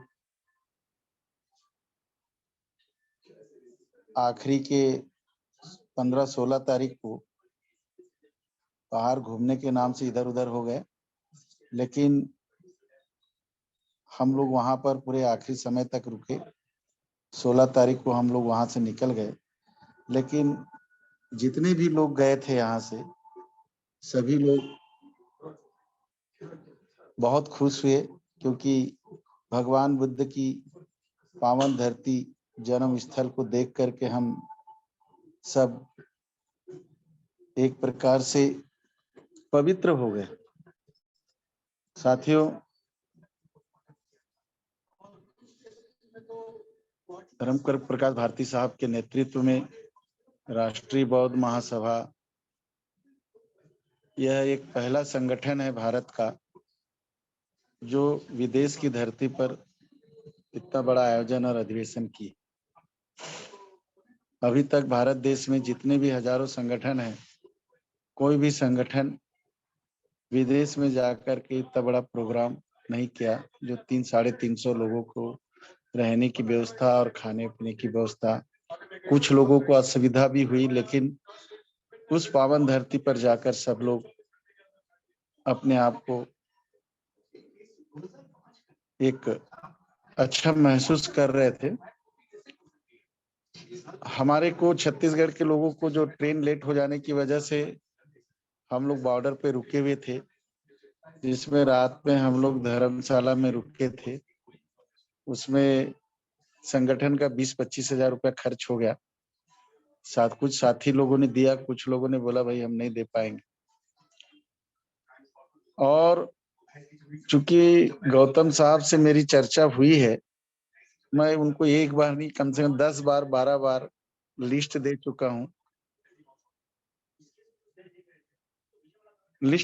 हूं, लेकिन वो समझ नहीं पा रहे हैं या मैं नहीं समझ पा रहा हूं, क्योंकि हम लोग इतने ग्रुपों से जुड़े हैं कि मोबाइल में जितने भी मैसेज देने के बाद डिलीट करना पड़ता है। तो गौतम साहब को मैंने कहा कि आप एक बार जो मैंने जितना भेजा हूं उनको एक बार चेक कर लीजिए, अगर कुछ कम बेसी है तो अपन लोग देंगे, उसमें कोई दिक्कत नहीं है, मिशन का काम है। इसमें कुछ लोगों ने दिया, कुछ लोगों ने नहीं दिया है, कुछ पैसा दिया, कुछ नहीं दिया, और वो कह रहे हैं कि साहब हम लोग असमर्थ हैं। तो साथियों, यह प्रोग्राम हम सबका प्रोग्राम है, यह कार्यक्रम हम सबका कार्यक्रम है, और हम सबको अपनी जवाबदारी और जिम्मेदारी समझना है। कुछ साथी लोग मिशन पे काम करते हैं, कुछ साथी लोग देखने के लिए जाते हैं, कुछ साथी लोग कार्यक्रम को सुनने के लिए जाते हैं। तो ऐसे साथियों को समझ में आ गया। हमारे आसाराम बौद्ध जी के बारे में मैंने गौतम साहब को रिपोर्ट दे दी है, मुकेश गौतम जी को, कि उन्होंने 1.5 लाख रुपया का घोषणा किया है। उनको उनका जो बैलेंस पैसा है उसके लिए मत बोलिएगा, क्योंकि उन्होंने बोला साहब मैं 1.5 लाख रुपया राष्ट्रीय कार्यालय के लिए घोषणा किया हूँ, वो बहुत जल्दी जमा कर दूंगा। तो मैंने आज बोला भी उनको फोन करके कि राष्ट्रीय अध्यक्ष जी से थोड़ा चर्चा कर लीजिए। अब कल मैं मुकेश गौतम जी से एक बार और बैठूंगा कि भाई मैंने आपको जितना भी, जो भी मेरे पास कलेक्शन आता था, कोई 30,000, कोई 15,000, कोई 18,000, कोई 16,000, कोई 10,000 जमा करते थे, तो मैं तुरंत राष्ट्रीय कार्यालय के खाते में जमा कर देता था। अब उस हिसाब में कहाँ गड़बड़ी हुई है वो मेरे को भी समझ में नहीं आ रहा है। तो अगर जो कुछ कम होगा तो हम छत्तीसगढ़ के साथी लोग बैठे थे कि बोले हम लोग उसको जमा करेंगे। और जो 15 बिंदुओं पे चर्चा हुई है लुम्बिनी में 15वें अधिवेशन में, उन बिंदुओं पर अलग अलग साथियों ने बहुत अच्छे से चर्चा करी। हमको भी मौका मिला, हमने भी जितना समझ में आया कहा। हम छत्तीसगढ़ के कुछ साथी लोग अपन चर्चा कर रहे हैं कि हर रविवार को प्रत्येक जिले में जाएंगे और संगठन का विस्तार करेंगे और सदस्य बनाएंगे। ऐसी प्लानिंग पर काम कर रहे हैं।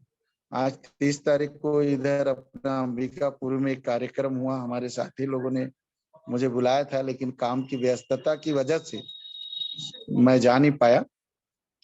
वैसे भी हम कामकाजी लोग हैं, व्यापारी लोग, व्यापार भी है, काम भी है, ये सब देख करके समय खाली निकाल करके करने का प्रयास करते हैं।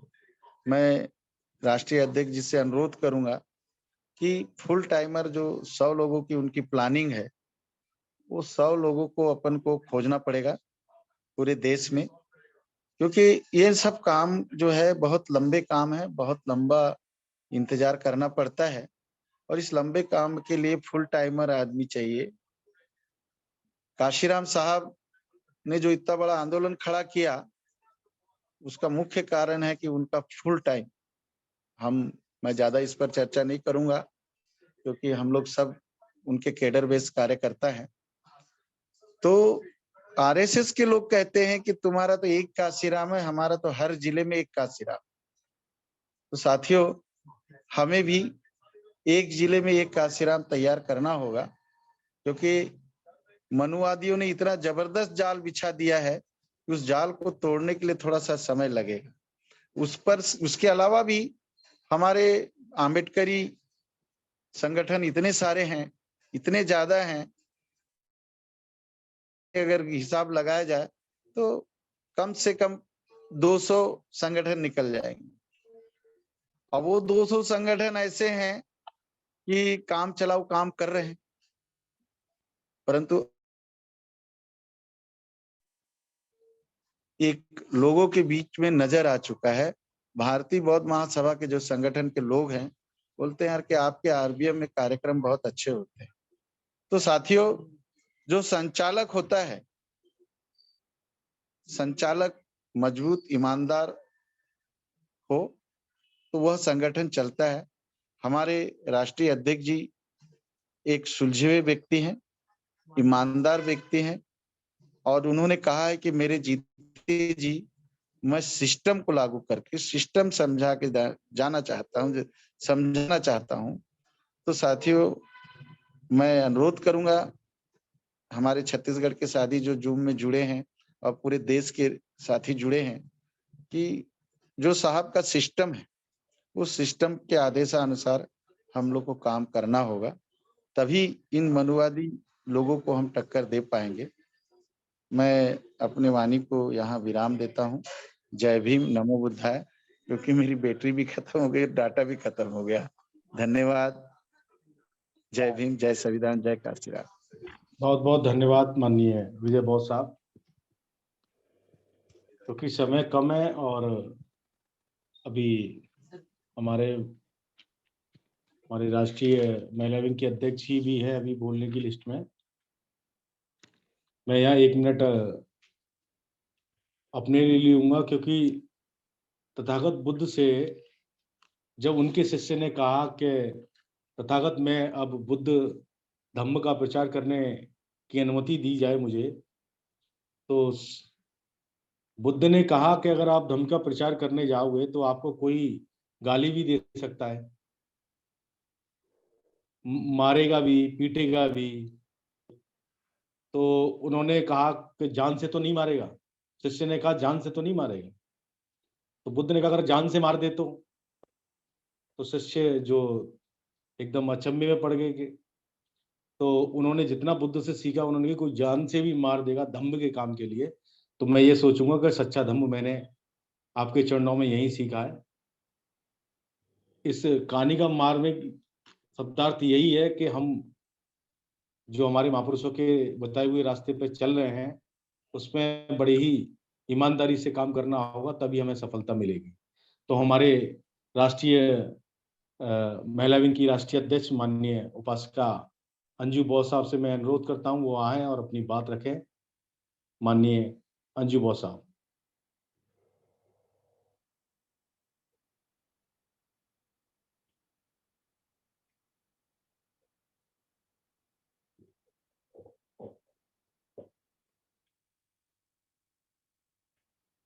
अगर मेरी आवाज आ रही हो, माननीय अंजू बौद्ध साहब, अगर आप मेरी आवाज सुन रही हैं तो प्लीज आएं और अपनी बात रखें।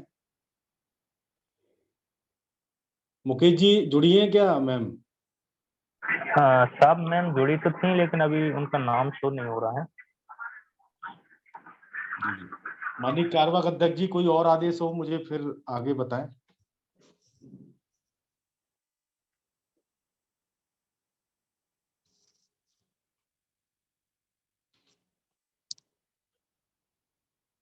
सर जुड़ेंगे? सर चले गए?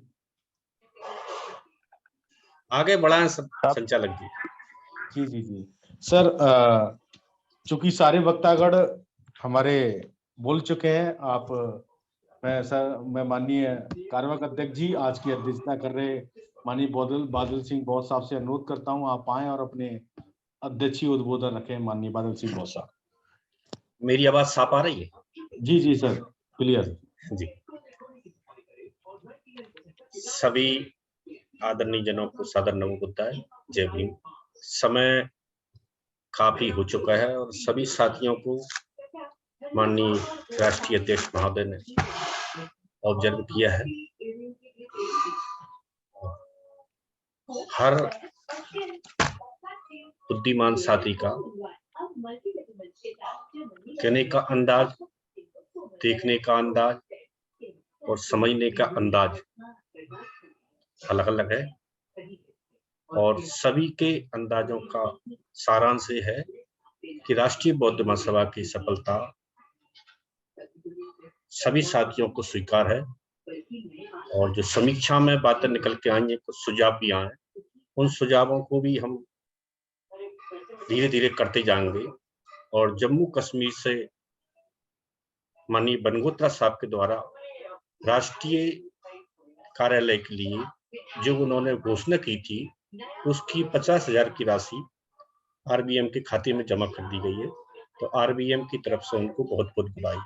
अन्य साथियों के द्वारा की गई घोषणा की राशि भी हमें शीघ्र प्राप्त होगी, ऐसा उन्होंने कमिटमेंट किया है।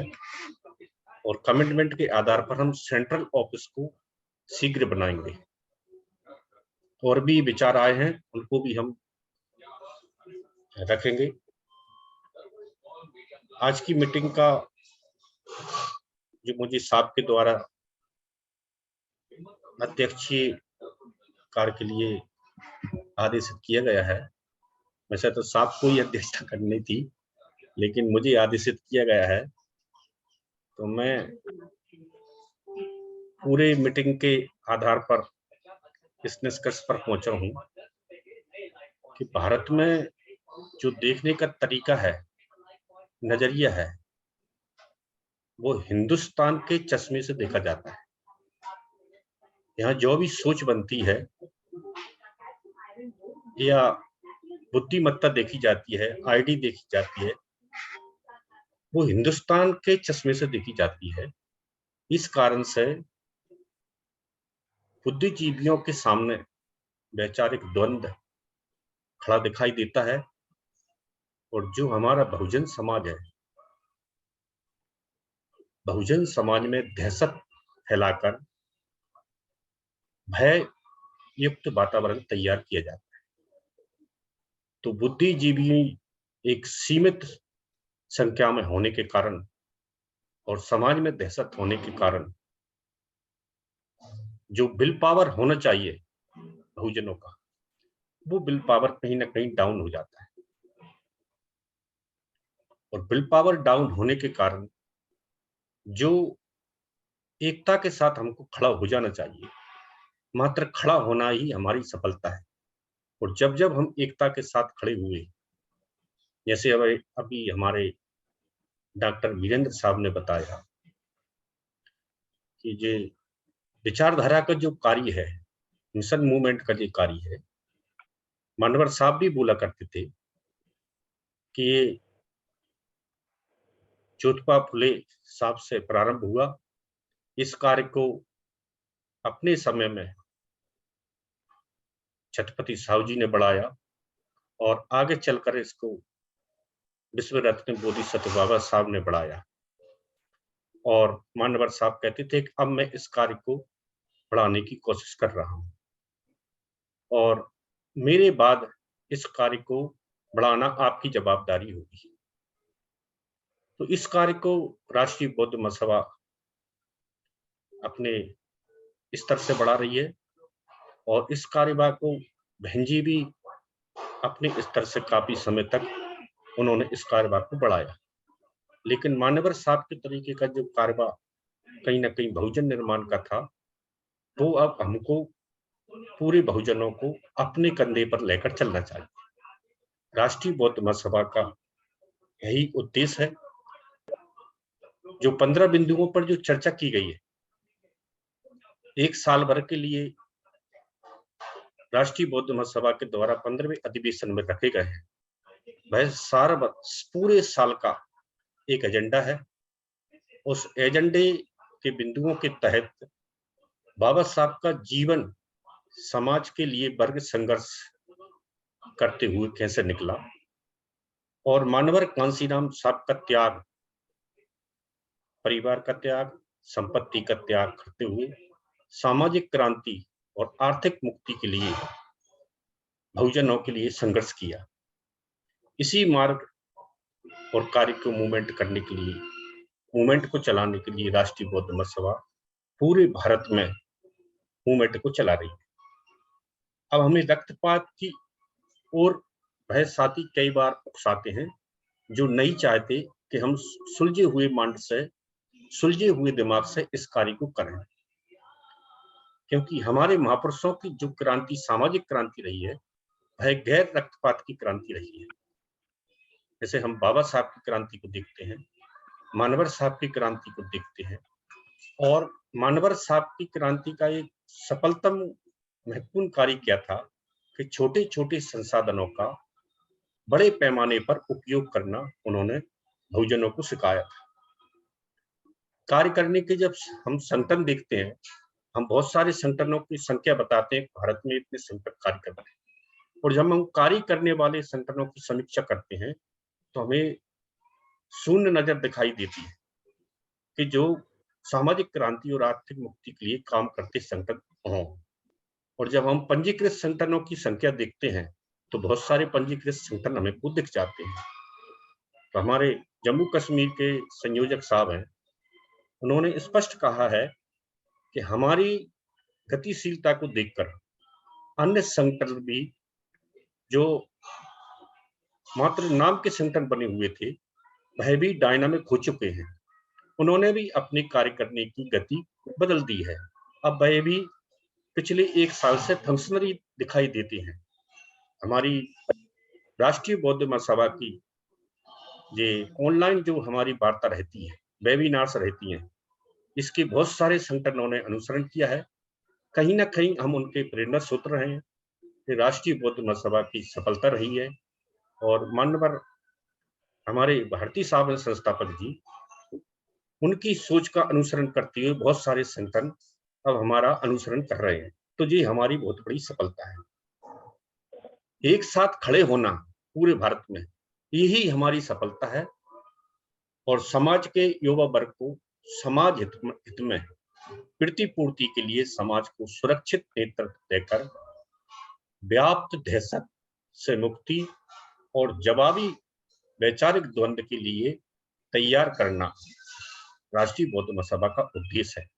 राष्ट्रीय बौद्ध महासभा जो रोड मैप तैयार कर रही है, जो 15 बिंदु साल भर के लिए संभावित एजेंडा है, उस पर हमको काम करना है। और प्रत्येक रविवार को जहां भी आपकी सभा हो, वहां आप 100 रुपए के मेंबर बनाना बिल्कुल भी न भूलें। जितने मेंबर आपके बनते जाएंगे उतनी सफलता आपको दिखती जाएगी। प्रत्येक रविवार को अगर हम 7 या 8 या 10 भी मेंबर बनाते हैं तो अभी हमारा जो 20-25 राज्यों में कार्य चल रहा है, एक प्रदेश संयोजक अगर एक सप्ताह में 10 ही सदस्य हम बनाते जाते हैं नए लोगों को, तो हमारे बहुत सारे सदस्य भी होंगे, जिससे हमारा सेंट्रल ऑफिस भी चलेगा और समय समय पर नए बहुत सारे साथियों के सुझाव आते हैं कि हमारे पास छोटे स्टिकर्स होना चाहिए, राष्ट्रीय बौद्ध महासभा के छोटे फोल्डर्स होने चाहिए, छोटे हैंडबिल्स होने चाहिए। हम कहीं भी जाएं तो हमेशा हमारे पर्स में छोटे स्टिकर, जो बुद्ध एंड धम्मा के कुछ वाक्य हों, कुछ मानवर साहब के कोटेशन हो, कुछ बुद्धिज्म के कोटेशन हो, ये हमारे पास हमेशा होने चाहिए। और जहां भी हमारे विचारधारा का व्यक्ति दिखे, उनको हम स्टिकर और ये बातें हमारे बुद्धिज्म की और राष्ट्रीय बौद्ध महासभा के उद्देश्य हम हमारे साथियों तक पहुंचाएं। और वैचारिक द्वंद्व के तहत जो हम काम कर रहे हैं, तो ये मत समझना कि हमको कोई बात नहीं कर रहा है, हमको बहुत अच्छे तरीके से बात किया जा रहा है। और हमें काउंटर करने के लिए कहीं ना कहीं हमारे जैसे लोगों को खड़ा किया जा रहा है। इसके उदाहरण पिछले 2-3 महीने में हमको पूरे भारत में दिखाई दे रहे हैं। जो हमने सांची में अप्रैल और मई में कार्यक्रम किया था, उसकी बौखलाहट के चलते आज भारत के बड़े जो मेट्रो सिटियां हैं, वहां हमारे जैसे सांची के कार्यक्रम की जीरोक्स तैयार करके उस हमारे मूवमेंट को कहीं ना कहीं ऐसा प्लेटफॉर्म तैयार किया जा रहा है कि राष्ट्रीय बौद्ध महासभा का कार्य कम दिखाई दे। लेकिन आपकी सफलता इसी में है कि हम सब एक साथ पूरे भारत में खड़े रहें, और खड़े रहना ही हमारी सफलता है। मानवर साहब के साथ साथी खड़े हुए थे तो उसका परिणाम ये आया, वो सब हम जानते हैं। उत्तर प्रदेश से पूरे भारत में एक साथ खड़े होने का क्या नतीजा था।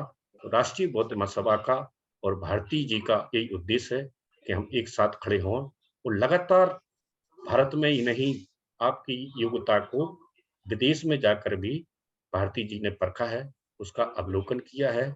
और अवलोकन के आधार पर अब जो हम पार्लियामेंट बनाएंगे आरबीएम का, उस पार्लियामेंट में और बहुत सारे निर्णय लिए जाएंगे।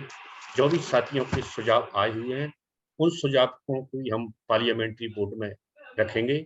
और जैसे जैसे हमारा काम बढ़ता जाएगा, हम आईटी सेल भी पूरे भारत में बनाएंगे, पूरे यात्राओं का वृत्तांत भी रखेंगे, पूरे लेखा जोखा भी रखेंगे।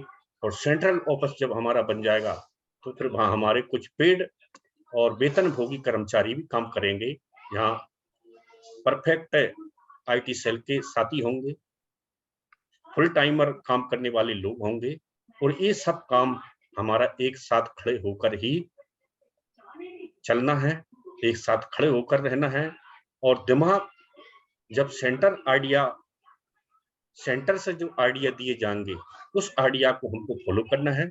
अगर किसी भी बात को समझने में दिक्कत होती है तो प्रति माह जो बैठक होती है उस दिक्कत को हम सुलझा लेंगे, और सुलझाते हुए इस कार्य को सुलझे हुए दिमाग से, जैसे मानवर साहब कहते थे कि सुलझे हुए लोग ही सुलझे हुए काम कर सकते हैं, उलझे हुए लोग कभी सुलझे हुए काम नहीं कर सकते। तो किसी भी बिंदुओं पर हम आपस में न उलझें।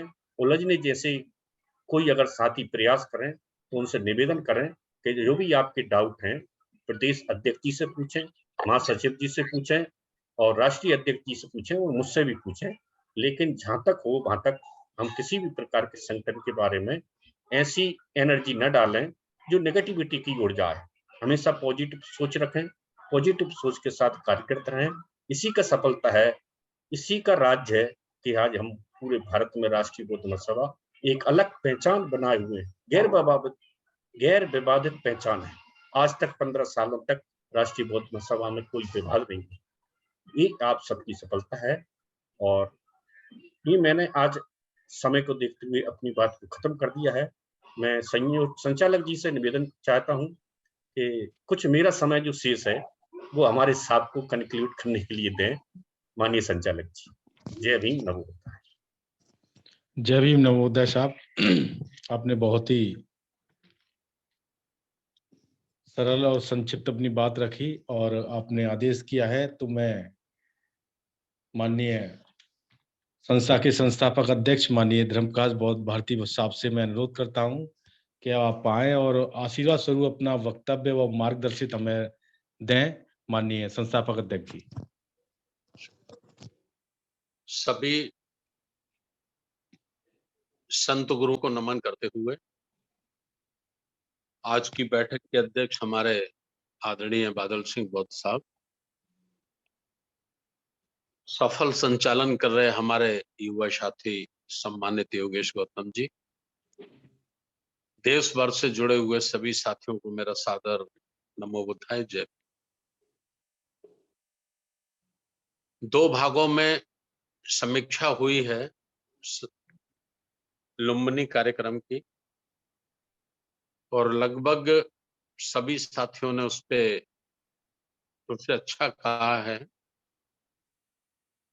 पूरी राष्ट्रीय बौद्ध महासभा की सभी केंद्र यूनिट ने मिलकर उस कार्यक्रम को अच्छे से अच्छा बनाने की कोशिश की है, उसमें सफलता भी मिली है। सभी का मैं धन्यवाद करना चाहता हूं।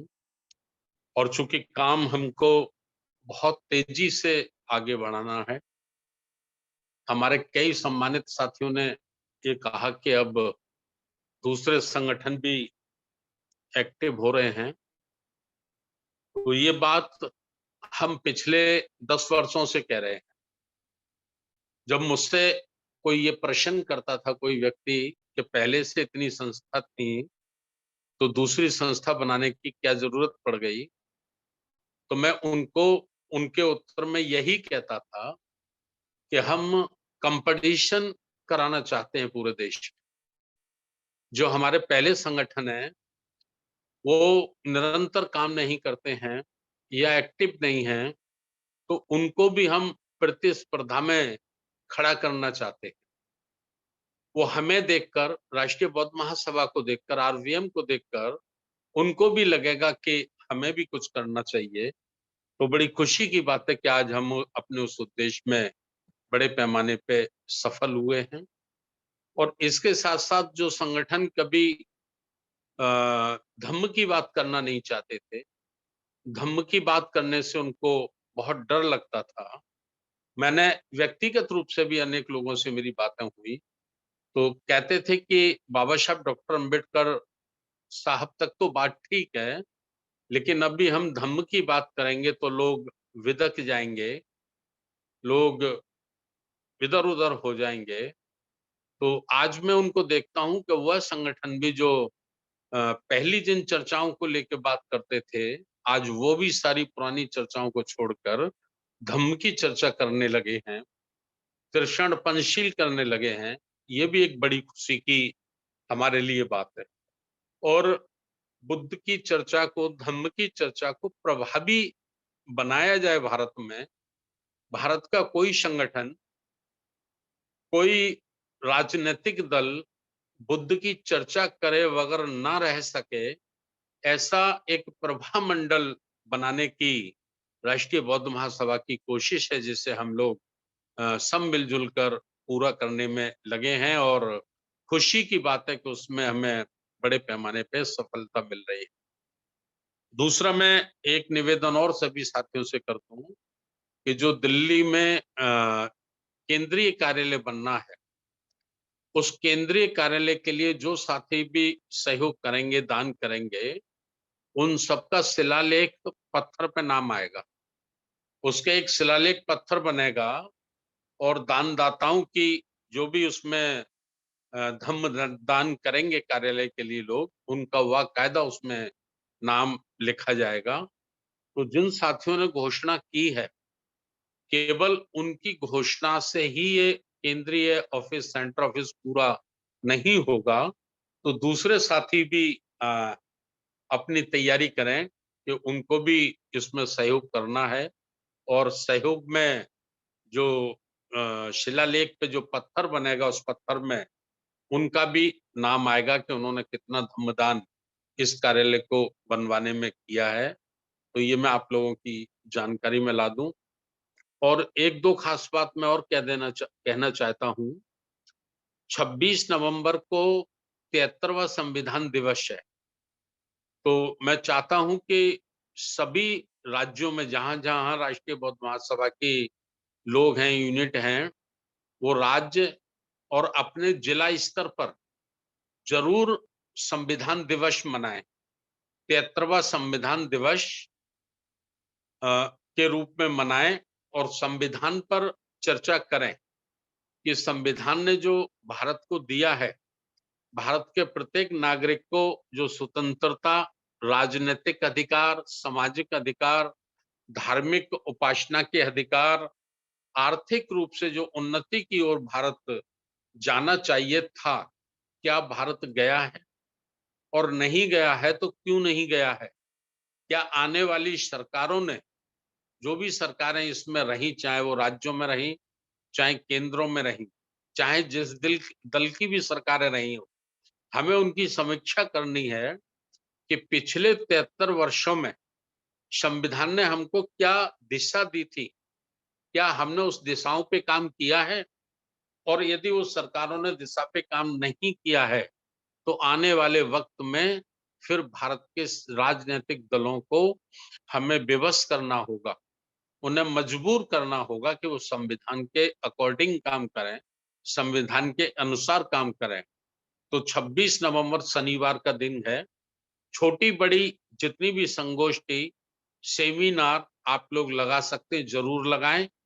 और विषय बनाकर हम कल आपको ऑफिस में दे देंगे।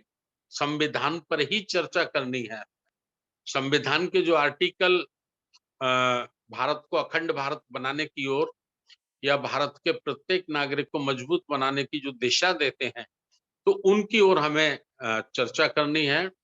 और पेपरों में भी आप लोग दें, न्यूज़पेपर, टीवी चैनल, छोटा चैनल, बड़ा चैनल, सोशल मीडिया के साथ साथ इलेक्ट्रॉनिक मीडिया और प्रिंट मीडिया का भी आप ज्यादा से ज्यादा उपयोग करें। तो ये काम आपको करना है।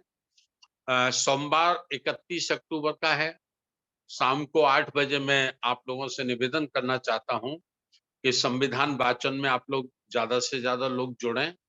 बहुत अच्छी बात है, आरसी धीमान साहब हम लोगों को बताते हैं, लेकिन ज्यादा लोग नहीं जुड़ पाते हैं, तो वो संविधान का ज्ञान प्राप्त करने से वंचित रह जाते हैं। तो उनसे मेरा निवेदन है। और 1 नवंबर मंगलवार को शाम को 8 बजे उत्तर प्रदेश के साथियों की वेबिनार है। उत्तर प्रदेश के साथियों की वेबिनार है और दूसरे जागरूक साथी भी जुड़ें और दूसरे साथी भी अपने अपने राज्यों में राज्यवार रोज शाम को 8 बजे से आप वेबिनार पे चर्चा करना शुरू करें। फिजिकल मीटिंगें करें, जैसे कल रविवार है, कल रविवार को हमने कोई वेबिनार सिर्फ इसलिए नहीं रखी है कि आप लोग स्वतंत्र रूप से लोगों के बीच में जाके फिजिकली वर्क को अंजाम दे सकें। तो ये सब करें। और खुशी की बात एक और मैं आपको बताना चाहता हूं, 29 नवंबर को सामाजिक न्याय परिषद के माध्यम से, सामाजिक न्याय परिषद जो नया संगठन बना है खास करके ओबीसी समाज को तैयार करने के लिए, तो उसके जो राष्ट्रीय हमारे संयोजक हैं भैयाजी साहब सिंह बघेल, उनका गृह जनपद है अलीगढ़। तो उन्होंने 29 नवंबर को अलीगढ़ में एक बहुत अच्छा प्रोग्राम करने की शुरुआत कर दी है और उसमें ओबीसी के बहुत सारे साथियों को बुलाया जा रहा है। जैसे खास करके मैं आपकी जानकारी में ला दूं, छत्तीसगढ़ के जो मुख्यमंत्री हैं भूपेंद्र बघेल, उनके पिताजी हैं श्रद्धेय नंद कुमार बघेल, उन्होंने अपनी स्वीकृति दे दी है उस प्रोग्राम में आने के लिए, वो आ रहे हैं। मध्य प्रदेश में प्रीतम सिंह लोधी साहब हैं, तो प्रीतम सिंह लोधी साहब ने भी अपनी स्वीकृति दे दी है, वह भी उस प्रोग्राम में आ रहे हैं। इसी प्रकार से अनेक करीब 5-7 हमारे जो ओबीसी के बड़े बड़े लीडर हैं, इस वक्त वो सामाजिक अधिकार के लिए, सामाजिक हिस्सेदारी के लिए जो आंदोलन कर रहे हैं देश भर में, तो ऐसे हमारे कई आदर के योग्य साथियों ने अपना समय दे दिया है। तो ये बड़ी खुशी की बात है कि उस काम को बड़ी तेजी से शुरुआत उसकी की जा रही है। दूसरे राज्यों के साथियों से भी मेरा ये निवेदन है, मैंने पहले वेबिनार में भी बताया था कि आप 2-2 लोगों की सामाजिक न्याय परिषद की बहुत जल्दी आप लोग टीम बना लीजिए और सेमिनार, संगोष्ठी, विचार गोष्ठी आप लोग लगाना शुरू कर दीजिए। उत्तर प्रदेश के हमारे जो संयोजक आदरणीय बाबूजी राजा राम आनंद जी, उन्होंने 14 नवंबर को लखनऊ में उत्तर प्रदेश के 200 साथियों की, जिम्मेदार साथियों की मीटिंग रखी है। ये दारुल सफा ए विलाक लखनऊ में। तो उधर के जो साथी हैं वो भी अपना अभी से तैयारी कर लें। यूपी से संबंध जो भी साथी हैं उनको 14 नवंबर दिन सोमवार समय सुबह 11 बजे तो उनको उस मीटिंग में पहुंचना है, ए विलाक दारुल सफा लखनऊ। तो ये साथी हैं। और 27 नवंबर को बहुत बड़ा प्रोग्राम संविधान दिवस के अवसर पर दिल्ली की यूनिट तैयारी कर रही है, लगे हैं। डॉक्टर वीरेंद्र साहब ने आपको बता ही दिया है, 25, 26 और 27 फरवरी का 3 दिन का बौद्ध धम्म संगति समारोह बड़े पैमाने पे झारखंड की यूनिट कर रही है और उनका सहयोग पश्चिम बंगाल और बिहार की यूनिट भी कर रही है। तो ये खास बातें मैंने आपको रखी हैं। और 13 जनवरी, 14 जनवरी, 15 जनवरी ये 3 दिन का युवाओं का 3 दिवसीय प्रशिक्षण शिविर नागपुर में आयोजित किया जा रहा है। तो इसमें ज्यादा से ज्यादा युवाओं को आप लोग वहां भेजने की कोशिश करें। इस शिविर को हमारे राष्ट्रीय आचार्य आदरणीय इंजीनियर किशोर बौद्ध साहब लेंगे। तो इसी प्रकार से आप सब लोग भी 26 नवंबर को सामने रखते हुए अपने अपने राज्यों में 26 नवंबर संविधान दिवस के उपलक्ष्य में ज्यादा से ज्यादा कार्यक्रम आयोजित करें और उनका प्रचार प्रसार social media, electronic media, print media के माध्यम से, व्हाट्सएप, फेसबुक, उसके माध्यम से ज्यादा आप लोग उसका प्रचार प्रसार करें। तो यही मैं निवेदन करना चाहता हूं। बहुत बहुत धन्यवाद। नमो बुद्धाय, जय भीम। साधु साधु। बहुत बहुत धन्यवाद माननीय अध्यक्ष साहब, आपने मैं समझता हूँ सभी को मोटिवेट किया और आगामी